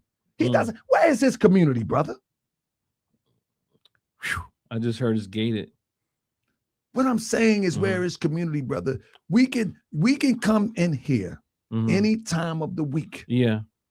And you have an inner community that might be up here in the meeting. Absolutely. You have another community that may commune downstairs and get some herbs or whatever the case may be, some food. Yeah. And then you have the broader community that may come in and get something, and they may be people from various backgrounds. Absolutely. This is your community. I get what you're saying. Where is his community? And I've talked to people who have been in contact with them, and they say he's not a very personable person.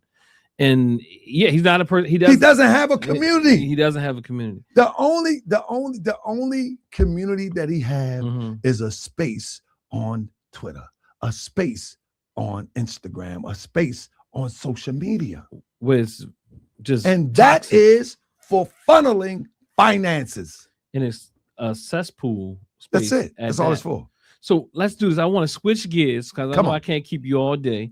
And then also, yeah, because my wife, she said you better not leave without bringing some of that food home. So she called your wife. Okay. I'm about to say, well, you late right now. She called on my way here. Yeah. Okay. So y'all, if you in Baltimore, you have to go come over TNAT and get yourself some food. My wife, she will not let me come across town without bringing her some food back from here, from the vegetarian all the way to the regular degular, as they like to call it. Yeah. You got to come and check it out. I'm telling you, and my wife is real picky. She's very, very picky when it comes to vegetarian because most people have bland food. I'm giving you a nice drop, brother. My wife will not let me leave from coming over here without bringing something back. So your wife got it already ready for me. So yeah. That's right. You can't keep me all night. That sounds like community right there, don't it? That's community. Yeah, that sounds like community right there. And you know, listen, this is community. I hope you don't mind me saying this. Go ahead, brother. Go ahead. But this is community. I come here and I do an event, and Doc say, "What you want?" Doc ready to give me and my family a meal, whatever the case may be. And I say, "Nah, Doc, we good." And later on, Doc said, man, I said, Doc, man, this wasn't on you. I was playing with him. He said, I offered you a meal. You wouldn't even take it. And I said to Doc, I said, man, my wife said to me long time ago, the reason why we can't grow as a people, because we always got our hand out with one who is building something for our people. In order for us to build something, we have to make contributions and we have to support. So we don't want nothing for free when we can afford to support. Yeah. And that's community. Yeah, that is community. I appreciate it. So I want to okay, so family, make sure you hit the link and come in. But before then, I want to present this to Grand Sheik, Tahaka Bay. And I continue to say Grand Sheik because I see a brother who stands by and lives his principles. You know, sometimes, you know, he had that sword, what do you call it, the scimitar? Oh, the Moors watching right now. They quiet. They watching though. I sent them the link. They watching. Yeah, they know Grand Sheik up in here. Okay. So yeah, so I see a brother who definitely is steadfast to his principles and endeavoring to improve daily, you know, and I appreciate that. So what I want to do, brother Grand Sheik Tahaka Bay, is just get you. I mean, you may have seen this already, but I kind of just want to get your thoughts. I hope it works. Okay, hold up. Go ahead and say a couple other words there before I get this together. So listen, family. If you are tuned in here tonight, make sure you put a thumbs up. Like one of the things that we have to practice is this. If you know that people are putting out propaganda, if you know that people putting out misinformation and disinformation, then you should help push the real information. You should share, you should give a thumbs up, and you should do everything that you can to help put the real information out front. Because if you don't, the fraud's information is going up in the algorithms because that's what social media like.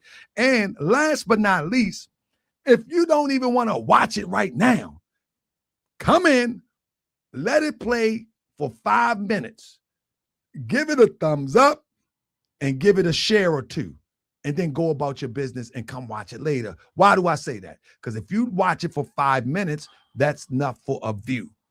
That's enough for a view. That's enough to catch the algorithms. You give it a thumbs up, enough to catch the algorithms. And if you make a comment, you ultimately are giving more than we deserve. We deserve less.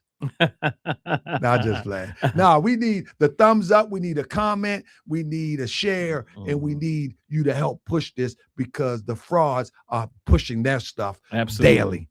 They're pushing theirs while we sleeping. Because zealots don't have to sleep. Zealots don't sleep. So okay, I'm gonna just play it. I don't even want to set it up, and then we'll discuss it as we transition. Oh shoot. Okay. Am I still on you? That got the technology set up. February 14th, we completed everything. You know, not only the renovations, but also to clean out the school. And we just ready now to decorate the school, but we have to get our final building inspection and our certificate of occupancy just to keep the people aware of what's going on. The building inspector for our district, Bobby David, I don't think he's a Dr. Umar supporter at all. He is a black man, and he is the descendant of immigrants who came to this country. And I think that he is either he himself came to the country or he is the descendant of immigrants who came to the country respectfully. And he doesn't really care for me, to be honest with you. And I noticed just by his behavior over 7 years that we had at school. Last time I saw him, on March 10th, we did a walk through the building. He told me to give me a phone call because my whole thing is where we are now. We're ready for our inspection and we're ready for our certificate of occupancy. He said he would get back to me. It's been almost a month. He has not gotten back to me yet. This is not the first time I've asked him to get in contact with me. There's been times before where I've asked him to get in contact with me. Once I asked him to do a pre-walkthrough a couple of years ago. I wanted him to do a pre-walkthrough about it to tell us anything he thinks we need to focus on. And he said he would get back to me. He never did. And I have a whole list of things that he's done through the years that were kind of, a little bit, that just kind of showed me that he wasn't particularly supportive or interested in our building inspection. So right now I have an attorney looking at the situation, how we should proceed, because we should have our certificate of occupancy. We should have already had our final building inspection, and it's being held up by the inspector of our district. And he's of Jamaican origin, and I love my Jamaican Africans. It's one of my favorite places to be in the world. I'm a very big deal in Jamaica. Jamaica is a very big deal to me, but unfortunately I have a building inspector who is of Jamaican heritage who does not show any signs whatsoever of being supportive of Dr. Umar in getting this final inspection and this certificate of occupancy. So that's what we're fighting now. The school is done. It's just sitting there, and we're trying to find out why this man hasn't contacted me to schedule a date to come and do the inspection. But like I said, I have an attorney looking at it, and we'll see where it goes from here. But we're being held up from our building inspector, and I just hope and pray, Bobby David, that this is another case of a black immigrant versus a black freedman, because I'm a Pan-Africanist. I believe we are all one people. I don't care whether you were born in America, whether you came by ship, whether you came by plane, whether you came by boat. We are one people, one family, one race. But I must be honest with you, it is starting to look like a black immigrant versus a freezing type of a situation. But, we talked about this. Yeah, family. I'm not sure if you heard that yet. Have you heard this before? I didn't hear that conversation, but I think I know where it's going because I heard the concepts DAFA, of where Umar is going at. DAFA, Yeah. DAFA. Right. Now he came out on a podcast a few weeks ago, and he sounded like he was like really coming for FBA's neck. Right. It didn't sound quite like this. But what do you think he's doing here? I just like, if you had to pick it apart, like, I mean, I have my ideas. I let my wife listen to it. I won't even tell you how she dealt with it and how it hit her. But what do you think he's doing here? What is it? I don't want to lead the question. So I think way outside the box. And first of all, people like Tariq Nasheed, Umar Johnson, let's first understand that they're entertainers. That's number one. They're entertainers. And the objective of the entertainer is to captivate the audience. That's the objective. Yeah. On social media, if you not careful, you can get caught up into the vacuum of the FBA conversation. You feel what I'm saying? Umar don't want to be left behind. He don't want to be left behind. Regardless if Umar has been on some of the top podcasts, the YouTube platforms on the planet, he still don't want to leave one stone unturned. And that's the FBA stone. And so now he got to fill that, which he think is a void of a Pan-Africanist in his mind. But he's an entertainer. He's not a bona fide Pan-Africanist. He's an entertainer. But in his mind and for his brand, a Pan-Africanist need to enter into that space. So now he can build the audience that have a FBA concept and maybe come over and still be FBA and Pan-Africanist at the same time, what brings us full circle to what we talked about. Can an FBA be a Pan-Africanist? He want to try to fill that void.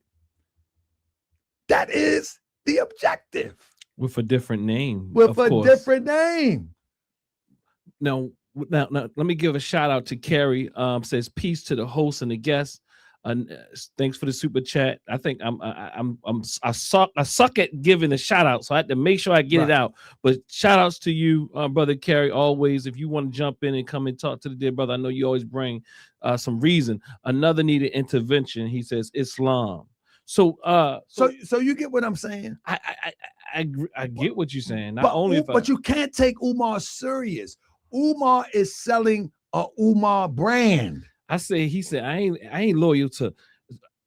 He said, I ain't loyal to nobody. Yeah, we don't let him. He's selling the Umar Johnson brand, right?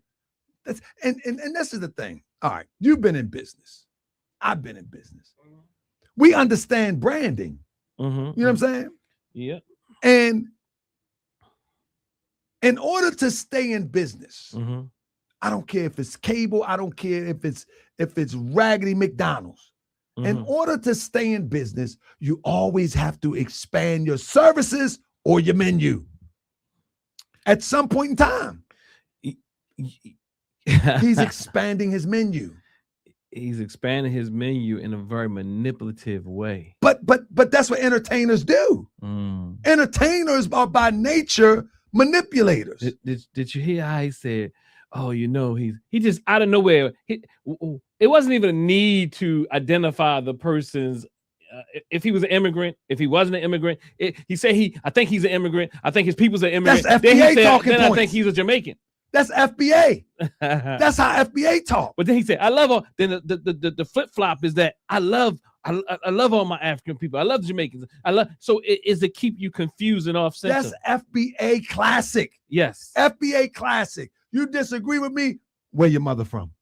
Where your mother from? Where your daddy from? But Where it's your also family to from? keep the FBA also keeps you off balance. They intentionally do it. Like Tariq said, well, family, not all of them, but a lot of them. But Yeah. he really knows that the seed is being planted is that all of them. You Listen. can't trust them. They stinky. They funky. Entertainers are master manipulators. Mm-hmm. You know what I'm saying? Mhm. Now, this is why many people have so much respect and admiration for people like Denzel Washington. Mm-hmm. Mm-hmm. Because when he leave his movie set, Mm-hmm. he goes home and he doesn't get caught up into the stuff, Mm-hmm. as far as we know. Mm-hmm. Because naturally, entertainers are manipulating a public to believe the character in which they're playing. Yeah. They're natural manipulators.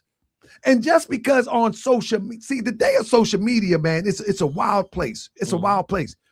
When you remember, if you can remember the girl on social media that it was a fuss with her and her quote unquote baby daddy about him buying one child McDonald's but not buying her other children that wasn't his. Yeah. Remember that? Yeah.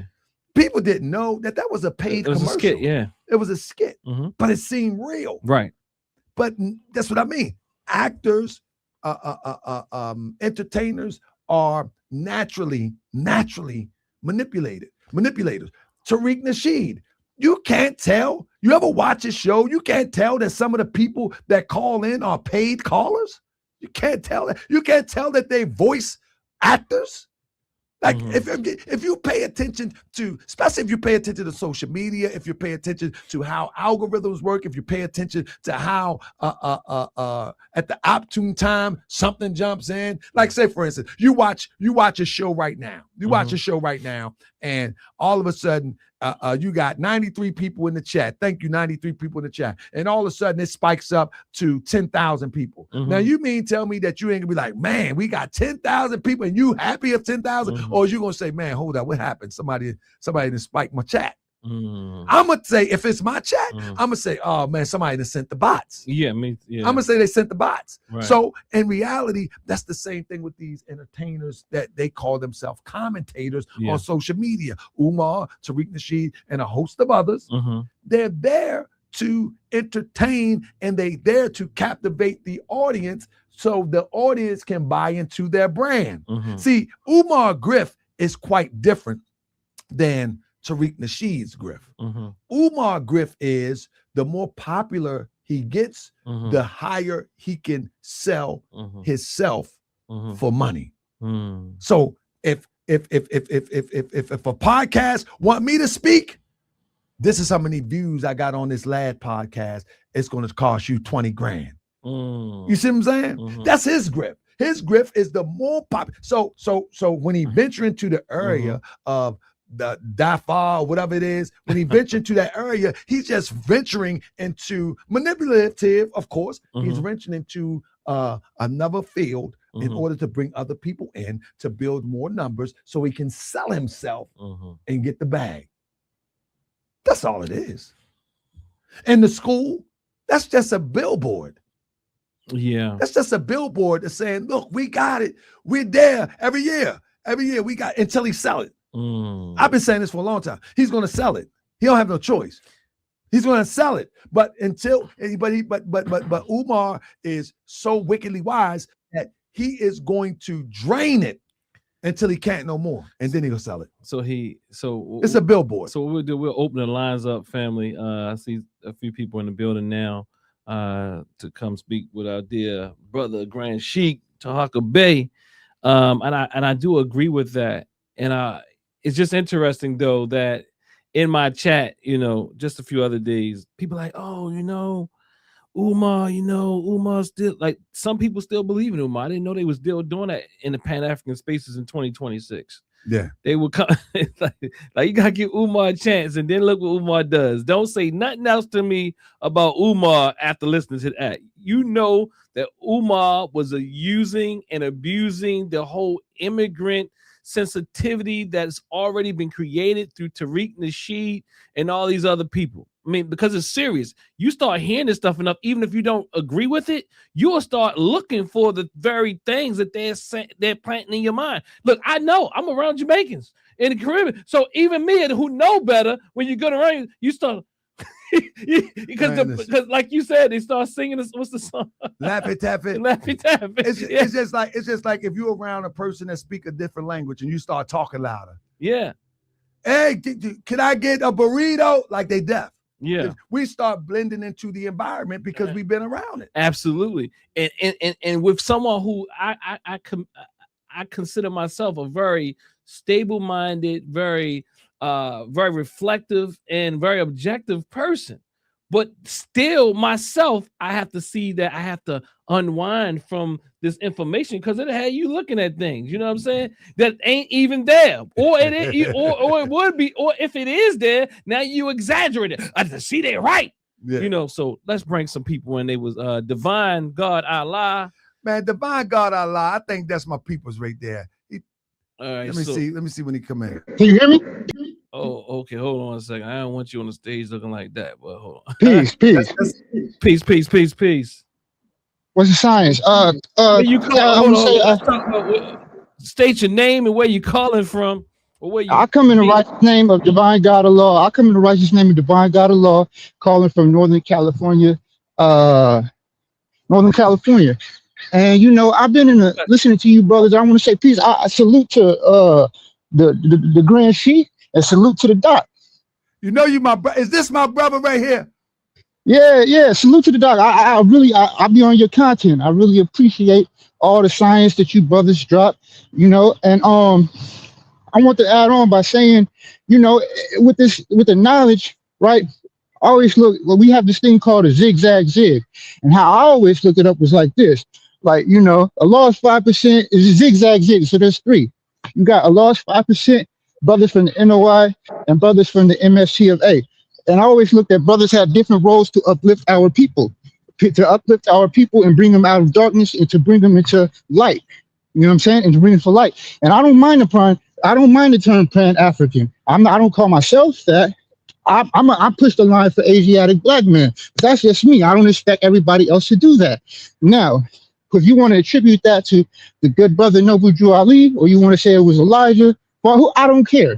That doesn't matter to me, because I don't debate people on their beliefs or whatever, because I don't have any beliefs. I just deal with what I know, and what I don't know, I just can't know. Now, as far as Tariq, you know, you have the word tar, which is, we know what tar is, and it reeks. I mean, it just reeks. This stuff just reeks, bro, because I can tell you, I could smell it. Well, I'm from Northern California. I know pimping. Listen, bro, I know pimping because I didn't out here, bro, it's pimps and, you know, he cipher equalities, if you know what I'm saying. Now I got to salute him for his art of macking, because he's doing it. He has the whole staple of people all over the internet hating their own people. And that is just disgusting to me. That is very disgusting to me, that you can galvanize your own people and work for the you know, do the FBI, I mean the FBA's work, and you do their work for what? Just to get some money, man? You want money? Why don't you just go get a regular job and work like a regular person, bro? You know, be honest, man. Be honest. It's not good to con people. You don't gotta pimp people and start an organization to dig yourself up to get rich, man. That's not what it's about.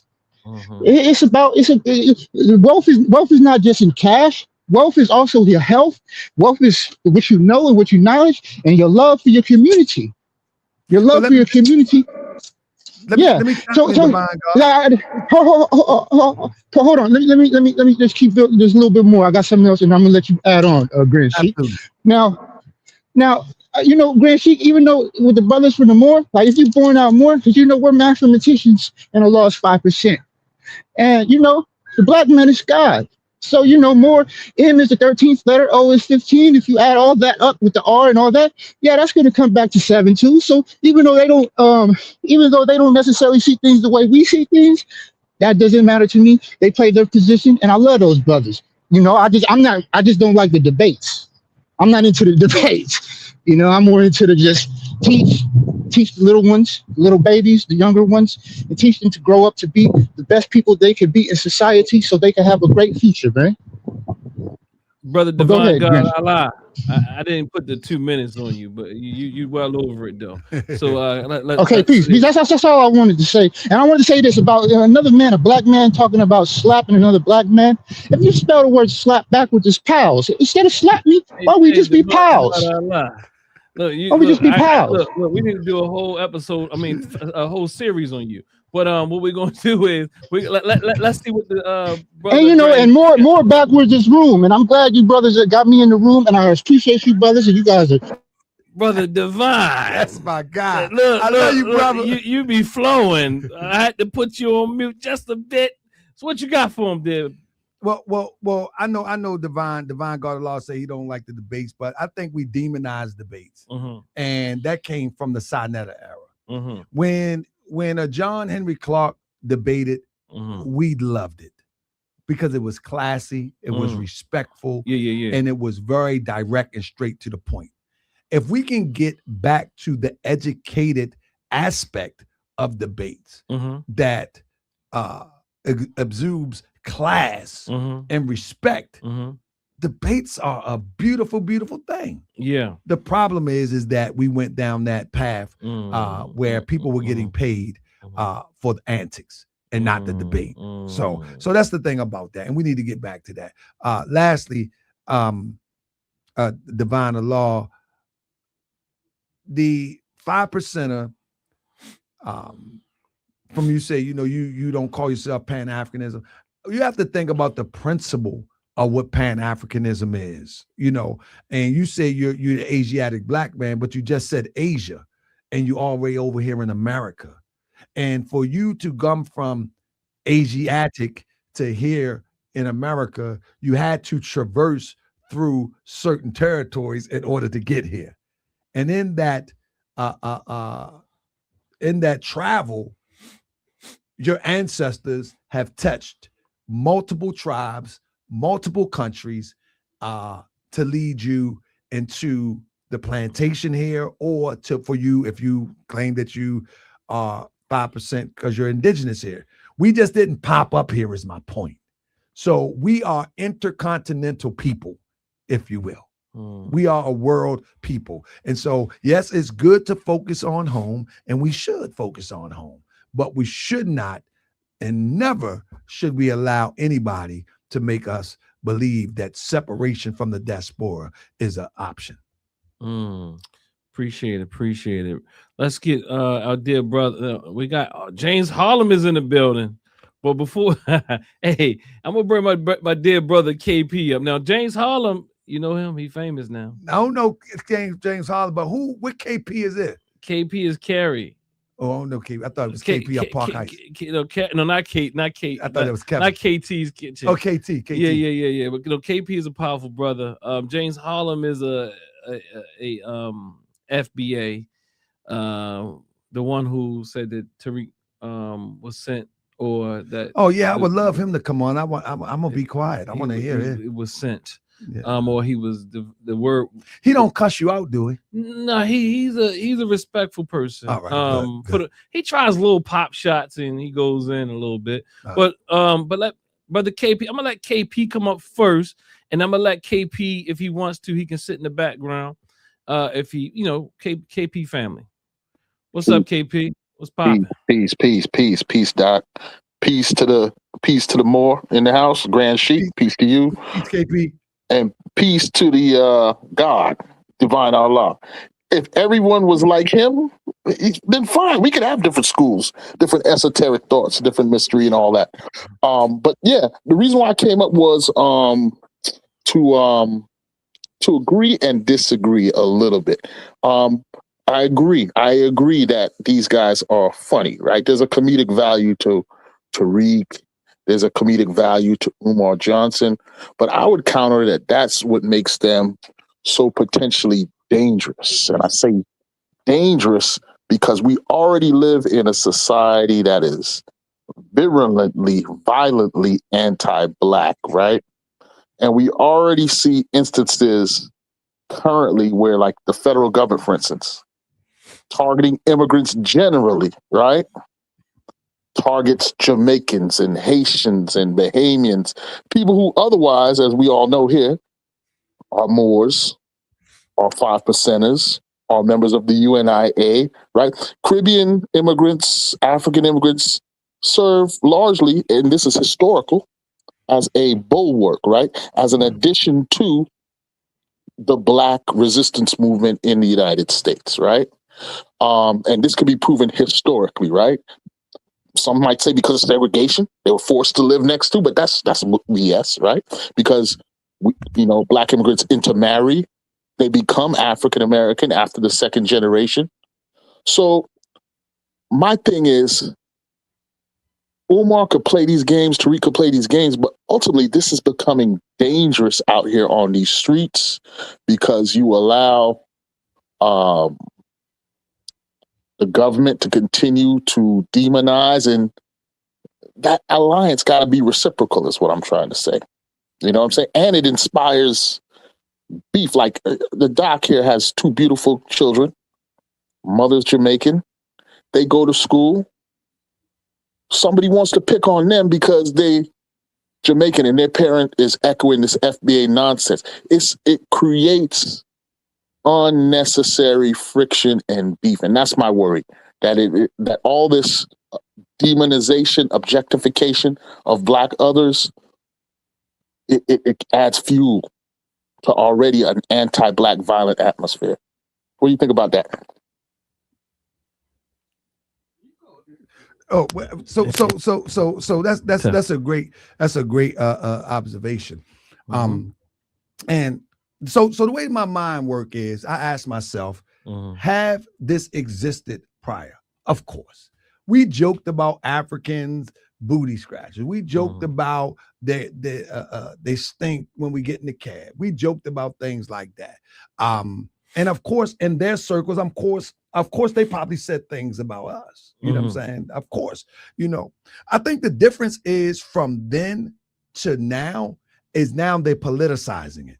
I'm not too worried about, the children in school like that, but yeah, that could be problematic and probably is problematic. But the way that they politicize it, FBA is used to politicize an angle from my perspective. If you ever notice, during the election, the FBA conversation really gets charged.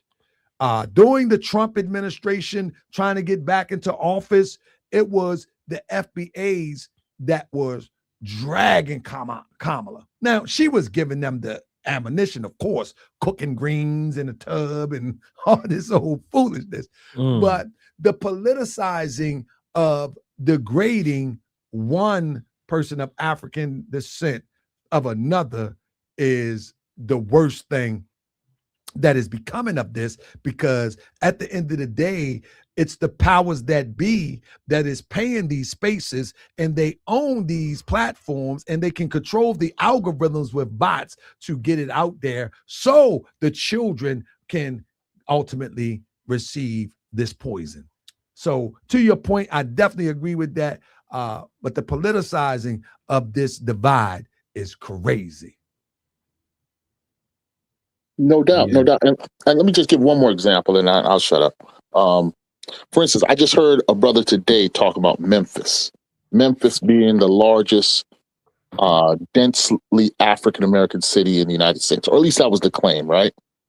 But Memphis is the target of the Trump administration's push, or one of the targets, to round up immigrants, right?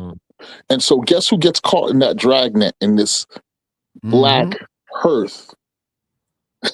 The same Black people who've been the enemy of the state, period, without any care to nationality and ethnicity. And so for me, what I'm trying to point out here is that this is why this FBA ideology on social media, you had the young brother who was in the chat earlier, I can't remember his name, but he was almost crying, saying, hey man, this stuff is taking over, man. Young people under 25 is like leeching on it. It's becoming a problem. He was trying to warn us, right? We see it.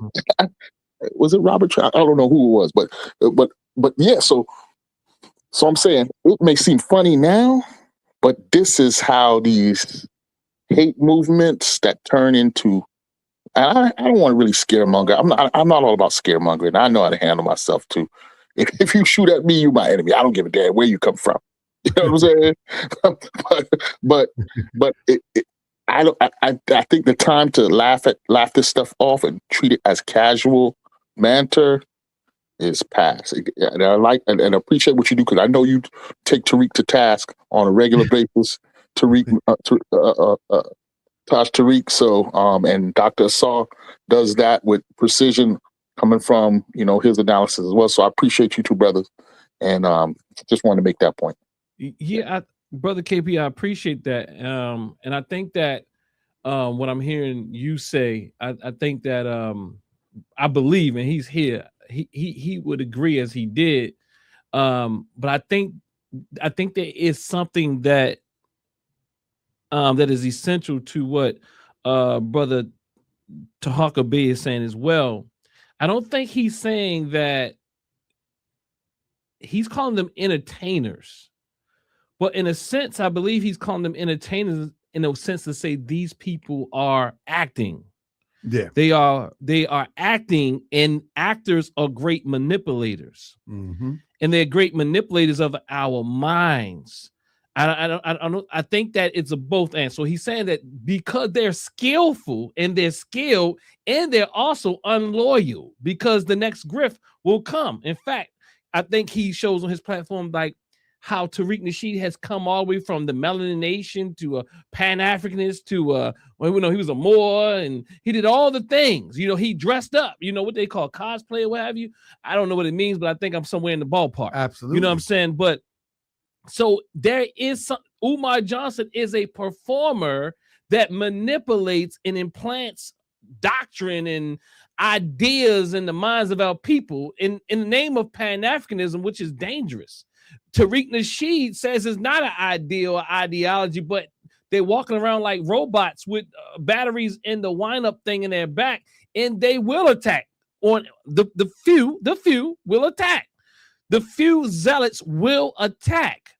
And I appreciate you saying, not overly like fear-mongering, because a part of that will I think, as from a psychological perspective, we have to be careful with the fear-mongering, because even if they don't attack, what will happen is we'll attack, and then we'll be caught, and we'll be the ones they'll set up traps for us, and we'll be reactive rather than responsive. So I do agree, and I think it's a both and I do think they're actors, they're frauds is another word, the skillful frauds. Yeah, and to your point, one of the points that I like to make a lot is that no one can siphon the resources from the people without having some sort of charm or some sort of skill, absolutely, or some sort of carrot that they dangle. Theatrics. They have to have that. The preacher have to have that. Absolutely. You know what I'm saying? Like you can't manipulate a people with raw manipulation that can be exposed the moment you open your mouth. It has to be cloaked as something you need, something that I'm helping you with. This is why Umar catered to the women, because the women is so many single mothers, unfortunately, that's raising little boys. It's easy for them to say, yes, this is a man. He's a school psychologist, right, and my boy needs help. Because right, every boy needs a man in his life. Every boy needs a mentor. Every boy needs a dad. Boom. He fits that criteria. Right. And so he was pushing himself. If you remember, Umar, before he pushed Pan-Africanism real hard, he was Dr. Umar Child psychologist Johnson. No, yeah, child psychologist, but Dr. Umar Abdullah Johnson. That's how I used to play his name out. And the brother mentioned child psychologist. That was everything to him. He still throw that in there, but now King Kong consciousness, Big Papa, all of these are characters. Ifatunde, the Prince of Pan-Africanists, and all of these is no different what Tariq does. It's no different. King Flex, K Flex, Yeah. Cosmo Flex, Tariq Allah Nasheed, Tariq Nasheed. All of these are different personalities for the grift. Absolutely. It's false identities. And so Yeah. And just to clarify, Doc, and yeah, you know, these are our brothers. So I just want to make that clear. This is not about demonizing FBA. It's about calling them onto the square, though. You know what I'm saying? Why? Because they are our brothers. We got to get this right for the sake of the people. No, I agree with you. Who? No, he's not talking about Tariq. He not. I would need to come back. What did he say? Come back here, KG. Hold on. Hey, he looked like he's about to latch on. I thought he said Umar and Tariq are our brothers. No, he probably would go there in a sense, but he's talking about our brothers and sisters who've been swept up by these false ideologies. Oh yeah, and KP, and in reality, if we are able to get a breakthrough to some of them and get them into the understanding that they're being played, they would be one of the greatest voices of change and momentum into the other direction, because the energy that they put in this misinformation is unbelievable and unmatched. Imagine if we get a breakthrough and they're able to represent the other side of the argument as it relates to unity and progression. They would be an asset, because they put it all in on this FBA stuff. And of course, there's those who've come to this channel and also hit me in the inbox and said that has happened. Yeah. And that some of the content, I'm certain content that you share and also content that I've shared, that it helped them see more clearly. I get apologies all the time, man. I really appreciate it too. Right. I get apologies all the time. In fact, a brother hit me up last week and asked me, can I remove it? It's a guy that I interviewed early on about the FBA, and he got all bent out of shape, and he said, can I remove the video of him interviewing with me? I did 2 interviews with him, and I got so busy I didn't get to it. He was hitting me up every week. And so the last thing I said to him last week, I said, are you still FBA proclaim? He said, no. The brother in Philly?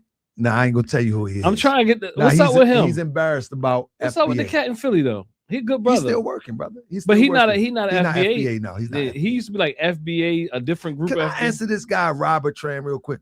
Give them a shout out first, though. You're a professional. If those FBA tried to attack the Ghanaian president, Tariq would have thrown them under the bus to save face for damage control. Yeah, so that's Mr. K all the way from the UK. Yeah. I agree. So what's the other one, brother? So right there, no. He had something up where he said, that's fine. Let's try that one. This one? Robert. Let's give me one of Rob is he's trolling, but I'm gonna answer one of the ones he said about. Oh, there you go. No, up there, 10:06. Let me answer Robert and see if I can get him to stop trolling. It's okay. He said, where are the Moors in history of freedom struggle for Black Americans? That's why I'm here. Because during the time of the civil rights movement, the Moors had been so dismantled due to infiltration and broken apart by efforts of the United States government that it had dwindled down to maybe a handful of people following the teachings of Prophet Noble Drew Ali in the purest form. They're nowhere to be found. And I also feel some type of way that in the struggle for the liberation of our people and the marching orders of the Moorish Science Temple of America is to uplift fallen humanity, and you don't see near affairs in the civil rights movement. That's what keeps me staying here.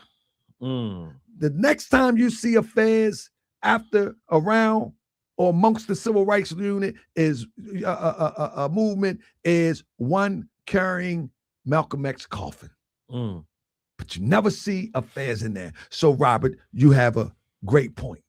They're not there. For whatever reason, they're not there. But I'm here now. Appreciate it. Brother KP, it sounded like you had something you wanted to close out with. No. I'm sitting back and listening, man. Listening I to really the appreciate you, appreciate KP, y'all. man. Great commentary, brother. All right, No doubt, no doubt. You can sit in the cut, brother KP. This brother, we got brother Harlem. You ready for brother Harlem? I don't know who brother Harlem is, as long as he don't cuss me out. No, he ain't do a bunch of cussing. All right. He don't do a bunch That's of fine. cussing. As long as he don't cuss me out. Look, brother Bring Harlem, Harlem in, man. Bring Harlem in. brother Harlem, what it is, man? How you do, Doc? Can you hear me? Yeah, blessings. Yes, and blessings to you, Doc, and I appreciate you bringing me up. Grand Sheik, I have a great deal of appreciation and peace to you, my brother. I'm glad, Harlem, because listen, brother Harlem, the doc had me up here like, oh man, Oh Harlem. no, he ain't start talking yet. Hold up, he good. He got that Harlem drip. He got that Harlem finesse. You know, I always say that. He a Harlem Globetrotter. He Hey, know how listen, to. I always say, man, Harlem is one of the most diverse places of our community, and you give him a minute, boy, Harlem gonna give it to you raw. So No, I'm here for it. He ain't raw, but he got this. He got the finesse. I'm here for it. Brother Harlem, what it is, man? Yes, I got a great deal of appreciation for that brother because I used to watch him on Sarnetta for years. Mhm. And regardless to whatever controversies or differences that I might have for some of his positions, I have a great deal more appreciation for him because I know it comes from a good place, and I know he has helped people. I know he has helped people from the position he was in, and from his studies and from his dedication. So the main reason I called is to tell him, yes, I am a foundational Black American. My man. And I love it, brother. I love this, bro. I'm sorry to cut you off, but you really touched my spirit, brother. But carry on, man. This is beautiful.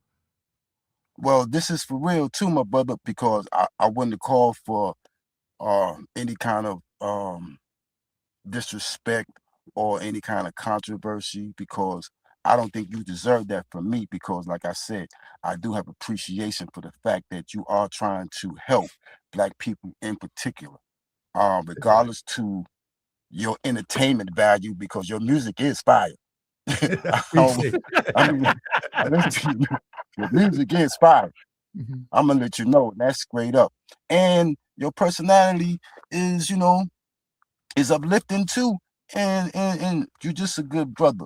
And Doc, that's one of the reasons why I still come on your show, because I see the same things in you. I'm pretty sure you as a doctor in your practice that you have helped a great deal of people, people who I can't help, people who I might not ever come in contact with, but nonetheless they needed the help and you were there for them. And I mean that for both of you brothers. So I'm saying all this to say that regardless to our ideologies, that I still have love for you. And I'm pretty sure even though I am a foundational Black American, that I am not alone in my sentiments for you brothers. And let me add on to that, James Harlem. This is the type of FBA that we need. If one is going to be an FBA and identify with that, if one can extend that respect to people that you may not agree with, people that you may not even ever see yourself interfacing with on any level, but still have a degree of respect and understand that at the end of the day, if it's about liberation, the same boot that's on my neck as a Moor, the same boot that's on Doc neck as African centered, and the same boot that's on FBA neck is the same boot. And knowing it's the same boot, we should have a common respect to try to solve the equation of how to get up out of this condition that we find ourselves in. And may I say this? Uh-huh. There are many boots on our necks, but the one that we allow to stay there is indifference.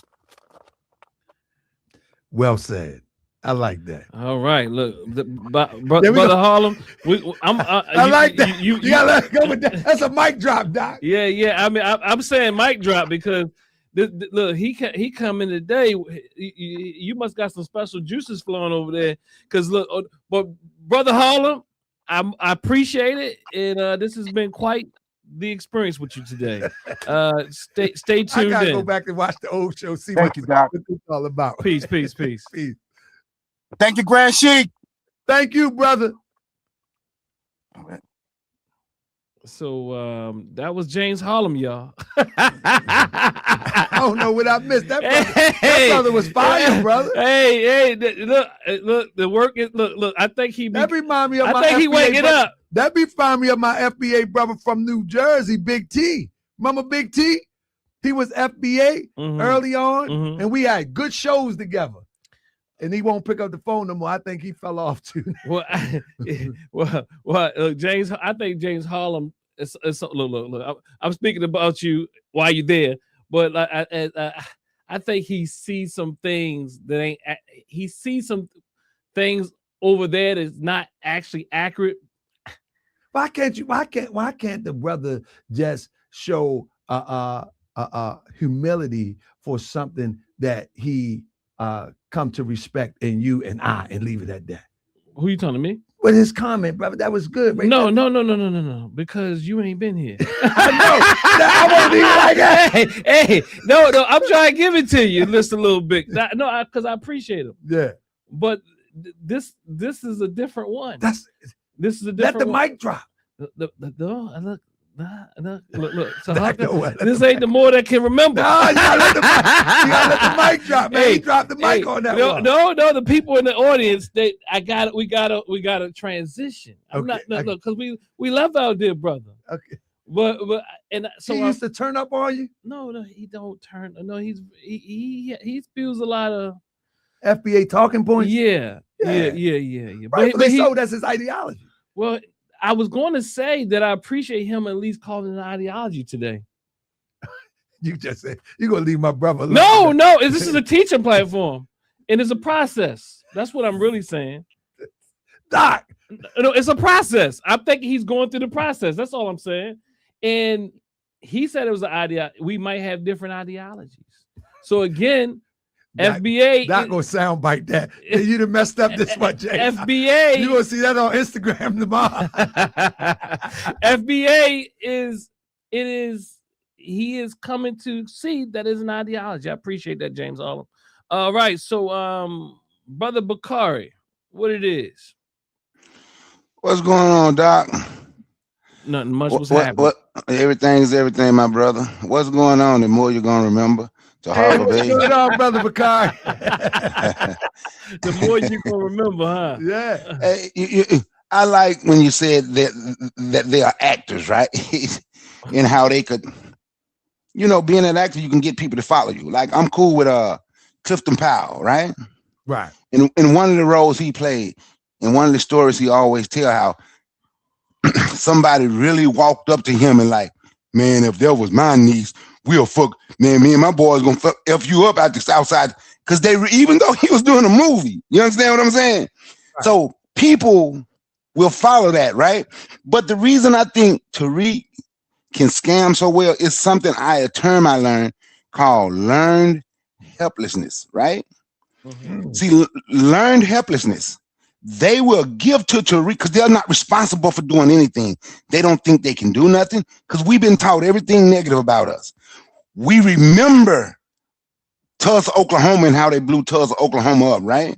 Yeah. We remember everything negative. So when you talk to these people about doing something, it's going to always be, but if we do that, but they going to do this, but they going to do that. You understand? So it's learned helplessness. So if I get it to Tariq and Tariq can pull up can get a cigar lounge and say it's a museum, they're excited. They're not responsible for anything because they don't think they can do anything, right? So that's where the scamming come in. At the other side of that, then you would have something called learned optimism. Well, we know we can, right? So that's why you, Doc, myself, and people like us who's actually out here doing and trying to, We won't fall for that because we know we can. And we know, yeah, they're going to come up with a plan. But while they're planning, we know we're smart enough to continue to plan and continue to work. It's learned helplessness in a most, just my opinion, from my limited black neighborhood experience being a therapist. It's that's what a lot of our people suffer from, man. And that's what I wanted to come on here, learn helplessness, man. And you know, that's what I wanted to say. Yeah, and I want to add on to that, brother, that what you call learned helplessness, it plagues our community. For years, I've been talking about within the Moorish circles of building a Moorish village, building a space where, regardless if you proclaim to be Moorish or not, a space where we can build on economics, where we can take over a block, where we can build institutions that can benefit our people. And I talk about, you know, building a town, how we could build a town, how easy it could be. And the first thing that people would say is what you said. Every time we build something, they burn it down. Right. They will bring that up as opposed to say, okay, let's give it a shot. So learn helplessness is a real thing because I experienced it in real time. For the last 10 years, I've been talking about we can do this if we do that. Let's get together and do it. I put my coin together, you put your coin together. And it got to the point where I'm like, okay, I'm going to get with like-minded people and I'm going to get done what we can get done. I'm not even going to work on the greater whole as I live in this fantasy that we all going to come together. Some people just like to be entertained on the internet. Some people are comfortable with ramen noodles and microwaves. Some people are just comfortable with that. You know what I'm saying? I'm not comfortable with that. But that, to your point, the moment that you say, let's build something for ourselves, the first thing they say, remember Greenwich, remember Tulsa, remember they'll blow you up like they did move. They never ever think about, okay, we seen what happened then. Let's break that down scientifically and let's build something and protect it so that doesn't repeat itself again. Because can I say one? That's what Europeans do. I apologize. I didn't mean to cut you off. I thought you had stopped. I apologize. So, no, so when you mentioned Greenwood, Tulsa, Oklahoma, like me, right? And I don't disrespect Tulsa, Oklahoma. My son say the way I say it, sometimes it sounds disrespectful, but I say things in a certain way to try to prove a point. So I ain't gonna say it like I would normally say it. So I just ask people, have you ever heard of Mountain Bayou, Mississippi? So if you heard of Mountain Bayou, Mississippi, it's the oldest and only the still all black town. And it's so if we have something that stood that test, you understand what I'm saying? We remember them coming to blow it up, but we don't want to see. I talk about, because I'm from Mississippi, right? So I talk about when them folks came to Mountain Bayou, Mississippi, 15,000 black men met them in the middle of the street and had what they had and ran them off. Why we don't want to talk about that part? Why we never talk about the part where we win? You understand? Yeah, Mountain Bayou, Mississippi is struggling now, but there's one thing about Mountain Bayou, Mississippi. It is still there. There you go. So we supposed to be supporting that. And thank you for letting me speak, Doc. And you're going to be the more that we remember, Grand Sheik. I appreciate that, brother. Hey, man, I didn't accomplish the goal, man. They're going to remember me, brother. Yeah. What do you think about that, Doc? Well, you knew you wanted. A little guy from Annapolis by the way of Baltimore going to be remembered, brother. You know, I'm thinking about this idea of learned helplessness and then also this coupling that with what you've been speaking on as far as entertainment. And then also something I spoke to you about earlier as it pertained to a cult expert that I was studying, and something a lawyer told him that I shared with you a bit about this earlier. And this idea that the lawyer said is not about whether or not we're talking about truth. It's about who can tell the best story. Yes. And that ties back to this idea that you speak about and you've been speaking about.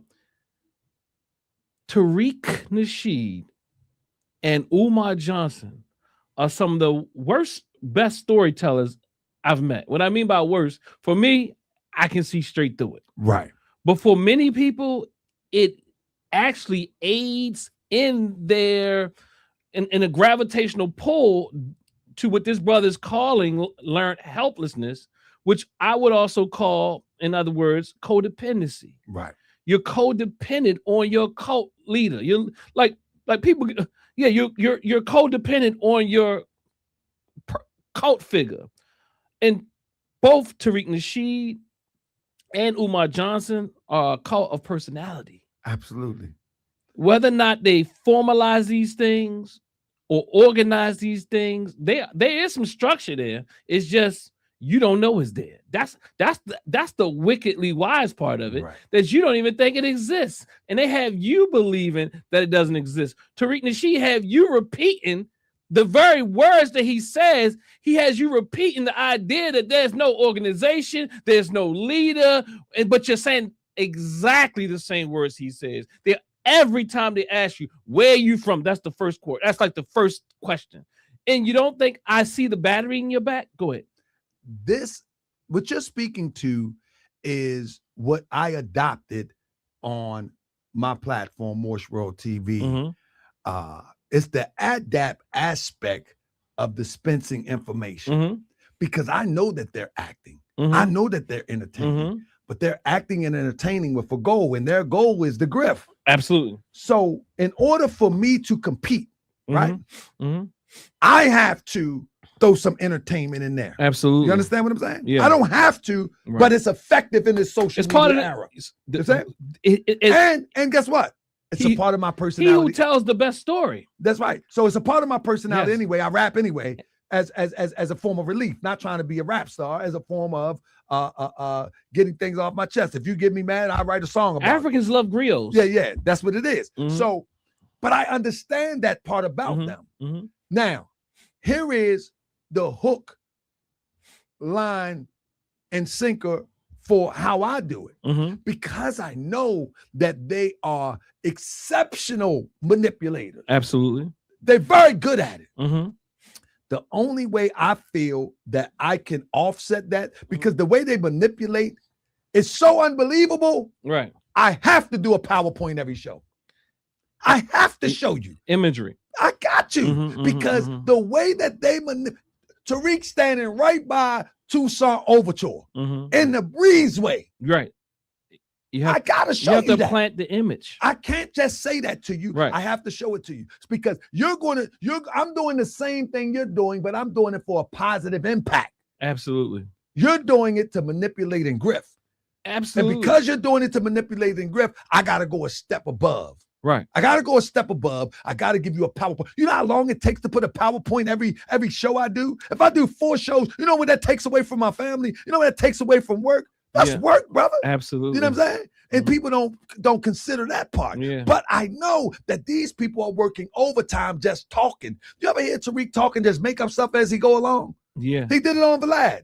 Make up Just stuff. make it up as he go along. Both of them. But in order to shut that down, I'm going to go a step above that. Mm-hmm.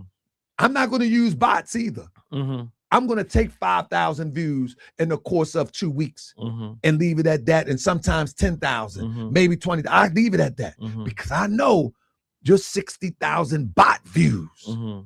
is not real. Mm-hmm. And I know you're Mhm. going to mention my name because that 10,000 views in 2 weeks Mm-hmm. is equal to your 60,000 bot views. Mm-hmm. So I'm going to get beneath of your skin every time with a Mhm. PowerPoint. Mhm. And I'm going to do it the same way you do it, but I'm going to do it with integrity and not for the purpose to deceive.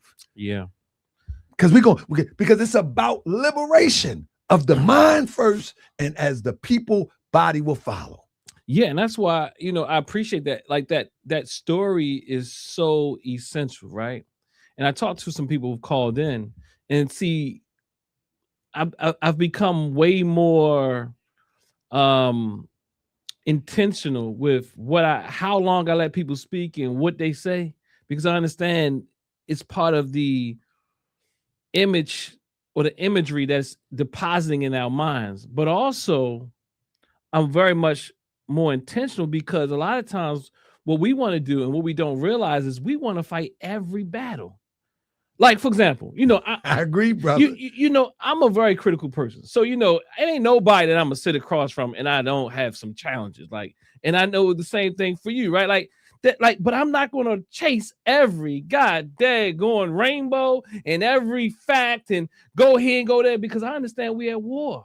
Bro, listen what you just said.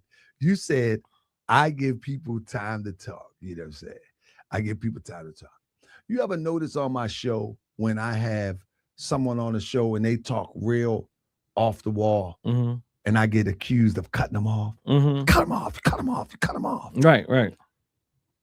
Doc, a lot of that's by design because I know that they're spewing poison. Absolutely. I know that they're spewing poison. Mm-hmm. I'm giving the family right now the cheat code. They're mad because I'm cutting them off because you want to digest the poison. Yeah. You know that they're spewing. If I'm talking to a brother in the NOI, shout out to my brothers in the NOI, and I know that he's going to tell me that Farad Muhammad is from Mecca, and I give you evidence that he's not from Mecca, and you're going to say that he's God in the person, and I'm saying, but hold up, he says the black man in God. Don't you make that equal? But you keep on raising an individual above yourself. You're raising this individual not even above yourself, not even of your phenotype. Now, shout out to my brothers for the nation of beautiful things. But in a conversation, this is how the dialogue goes. Once it starts to get overboard, feels like it's going too far into that poison area where you start seeing others greater than yourself, like our savior has arrived. And in my psychology, I believe we are our savior. Right. I might cut you off. Yeah. Because I want you to learn that you are your greatest savior. That you don't need to look outside yourself. You are the one that will save you. As in the teachings of the Prophet Noble Drew Ali, take it and save yourself. Take this wisdom, take this knowledge and save yourself. And if I feel that you really going too far as a guest on my show and we having a debate or a conversation and you're going way too far and you're reaching for something outside, I might just cut you off. And then I'm gonna get the hit. And say, why are you always cutting off people? Because I don't think you should be digesting. Now, who am I to say what you should be digesting? But I know what poison look like. But like I say, I'm curating this space. Yeah. So let's curate a little bit, and then I'm gonna let you close us out. So, do you have anything to say to this right here? These dudes are too ignorant to listen to. How is Tariq a scammer, and why are they making up lies about FBA? They must be getting paid. Okay, this is a problem that we have in our community too. The moment that we disagree, we say you must be getting paid, you must be an op, you must be an agent. The moment that we disagree. But he asks, how is Tariq a scammer? I don't think one person on this show today said Tariq was a scammer. I don't think that came out any of our mouth. Yeah, I think you're right. I don't think that came out any of our mouth. So because you say that, you don't get a response. Because now you're trolling and you want me to say that he's a scammer when I didn't say that. And nor did Doc say that. But if you want me to show you the manipulation, then you're welcome to email me at taharkabay@gmail.com. You can come on Morris World TV and I do a whole 25-slide PowerPoint to show you the manipulation. But no one used the term scammer. And because you're using the term scammer, that is a hot word. And whatever you got planned with me responding to that won't happen today. Excellent response. All right. So with that, if there's anything we didn't cover today, any ground that we didn't cover, any closing words, let the people know how to stay in contact with you, all the different things, go ahead and leave something on us. Let me say this real quick. If a person says, donate $1 million for a museum, and the $1 million get donated for the express purpose to purchase a museum. Right. And the person takes a quarter of that and put a deposit on a mortgage and pocket the rest or do whatever with the rest. If that's not a scam, If that's not a hustle, Mm-hmm. if that's not manipulation, Mm-hmm. then I have no conversation for you. Mm-hmm. The objective is we're going to buy this from this, Mm-hmm. not mortgage and keep that. So again, come to Morris World TV. Anybody who disagree with me, I'm an open platform.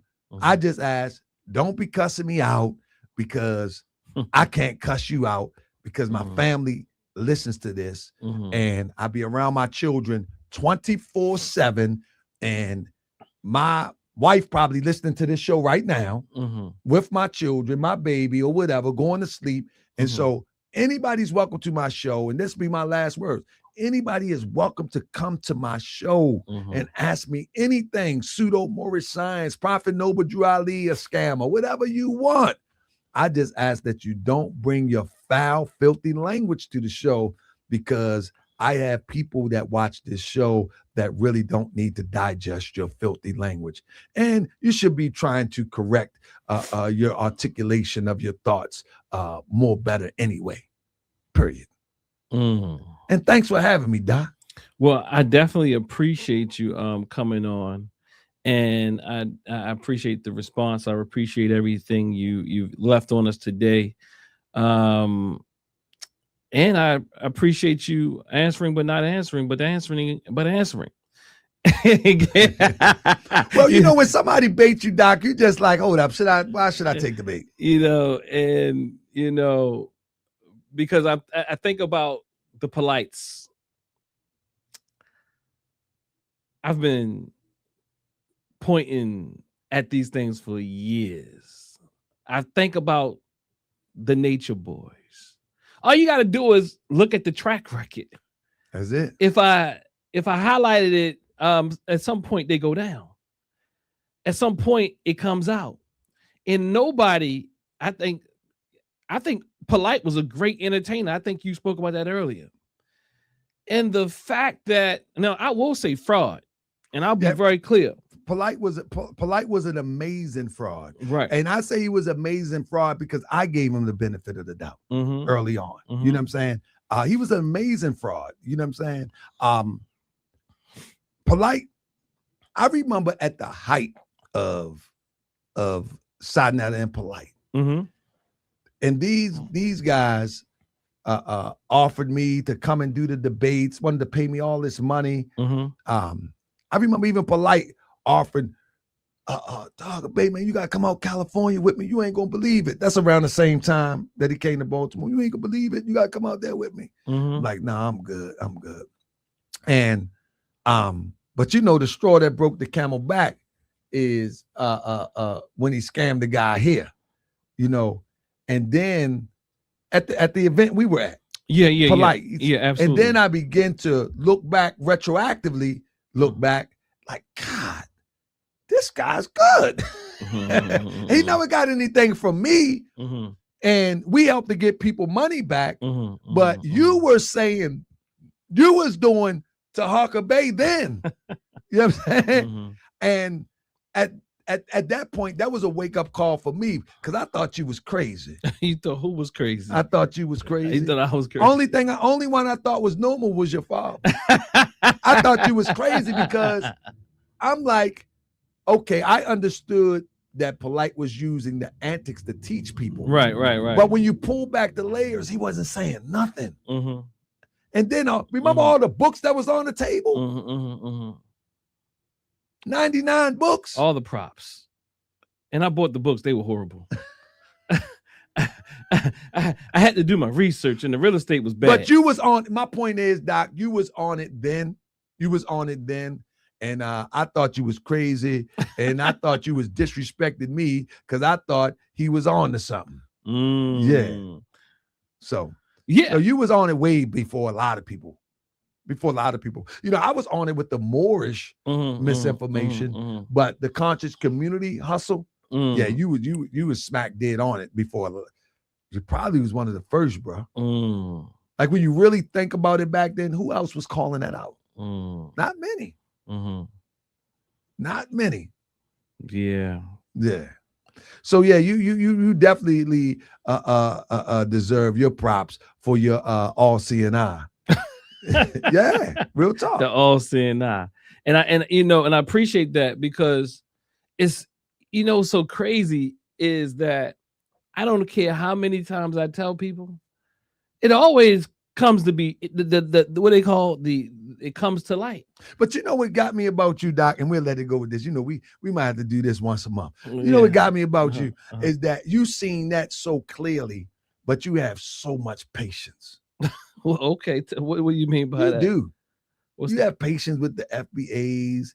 You getting a little. I think you're getting a little bit radicalized. Yeah. You starting to pum them now. Pum. But back then you had real patience, and you were just so calmly like, "That's a fraud." And keep it moving. Yeah, I still. Now your father. Oh yeah. He gonna lay it all the way out for you. Yeah. But now you puming. Yeah, I still have patience. It's more directed at the misleadership than the people. You know what I mean? I'm not beating up on the people. Some people think I have too much patience for the people. Yeah, I do. You say you do what? You think I have too much patience for people? You know, you the Prince of Peace. Prince of Peace. Oh yeah. He definitely think I got the patience. Okay, I picked up on that. Look, but no, you puming now. Hey, me and your wife. We both lovely spirits. We got patience for the people. Yeah, you can say that. But I definitely appreciate you, Doc. And this is a beautiful platform. I'm actually going to adopt some of your production skills, man. Very nice. All right, well, I appreciate that. Look. Yeah, I already got a new set up. It's not as dramatic as yours. This is just my office. I turned into a set. I got a new set up. It's similar to this. Okay, I just turn it. Look, my office, and tomorrow I see clients. And I'm not sure. I got another office back there. You got to move all this stuff out? Well, I don't have to, because I can see them in the other studio. office. It stay like that. But I do move this if I get up early enough. So that I can be in this office versus the other office. But you see, we just having small talk, family. But this is what you call community, where he's in an office. He's not waiting to go live like Grandmaster Jay and ask for your membership. He's not waiting to go live and say, okay, we need 15 more people in here. That has its space. But when this shuts down, it's work to help people better and improve them lives right here in the city of Baltimore, or if one chooses to travel outside to come here to get some support, some help and assistance. That is what community is. Okay. And I appreciate you, dear brother, always. I always like when I come over to your platform, and I have fun because you ask the questions in a way. Oh, you on your way back now? And then we got tit for tat now. Then I the audience think I'm hilarious in my own way. Yeah, you on your way back now. So I appreciate it, family. We thank you for joining us today. Mr. K, want to give you want to thank you, because I don't think I said thank you for the super chat or whatever that's called. I don't understand those UK dollars, but maybe somebody can teach me the UK dollars. I don't know if you're giving me 10 cents or $25. I don't know what that. That's right. Those are pounds. Those are pounds, man. Pounds. I don't know. Look. I'm talking about when you exchange the exchange. I'm be like, Umar. What Umar say? Hold up. Where KP from? KP. You want to tell me where you from, KP? Yeah. I'm originally from Miami, man, but I'm in DC right now, bro. Oh, okay. I thought you said somebody from UK. Well, no. Mr. K is from the UK. Oh, KP. Okay. KP got some. I think what was it? Bahamian background. All over the Caribbean, man. All over the Caribbean. Okay. Yeah, KP. Next event, man. I hope I can press your hand, as we say in the More Science Simple of America, brother. It would be my pleasure to meet you. Hey, man. Honestly, you know what, man? I've been real interested in Baltimore, man. I'm thinking about perhaps getting a house up there, man. Looking into real estate. I'm looking at Edmondson, that area. west of Kingsville. So, yes, indeed, brother. Yeah, that's it right there. You know, so let me do this as we close out.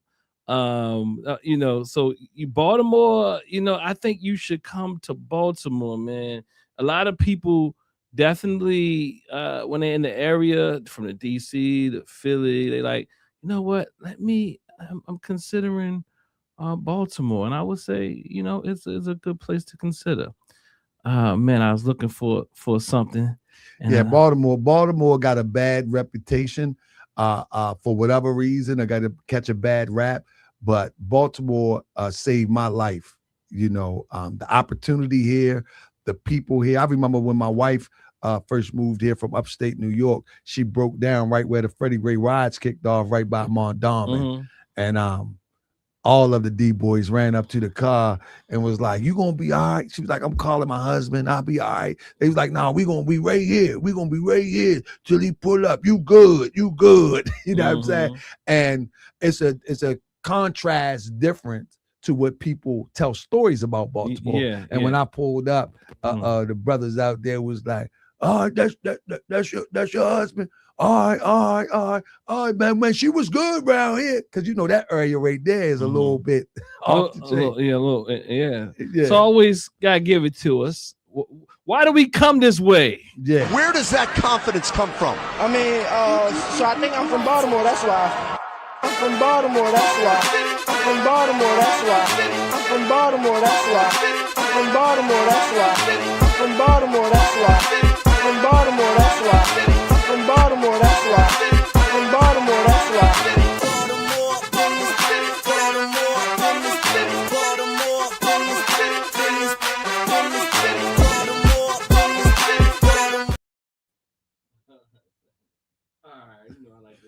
Peace of love. You know, I like to have a little fun, but we're gonna oh no, I wasn't out. That was just giving a little love to Baltimore. Oh wow. But that's the outro song. I thought that was the outro. I've been tricking people. But all right, so but brother KP, look into that.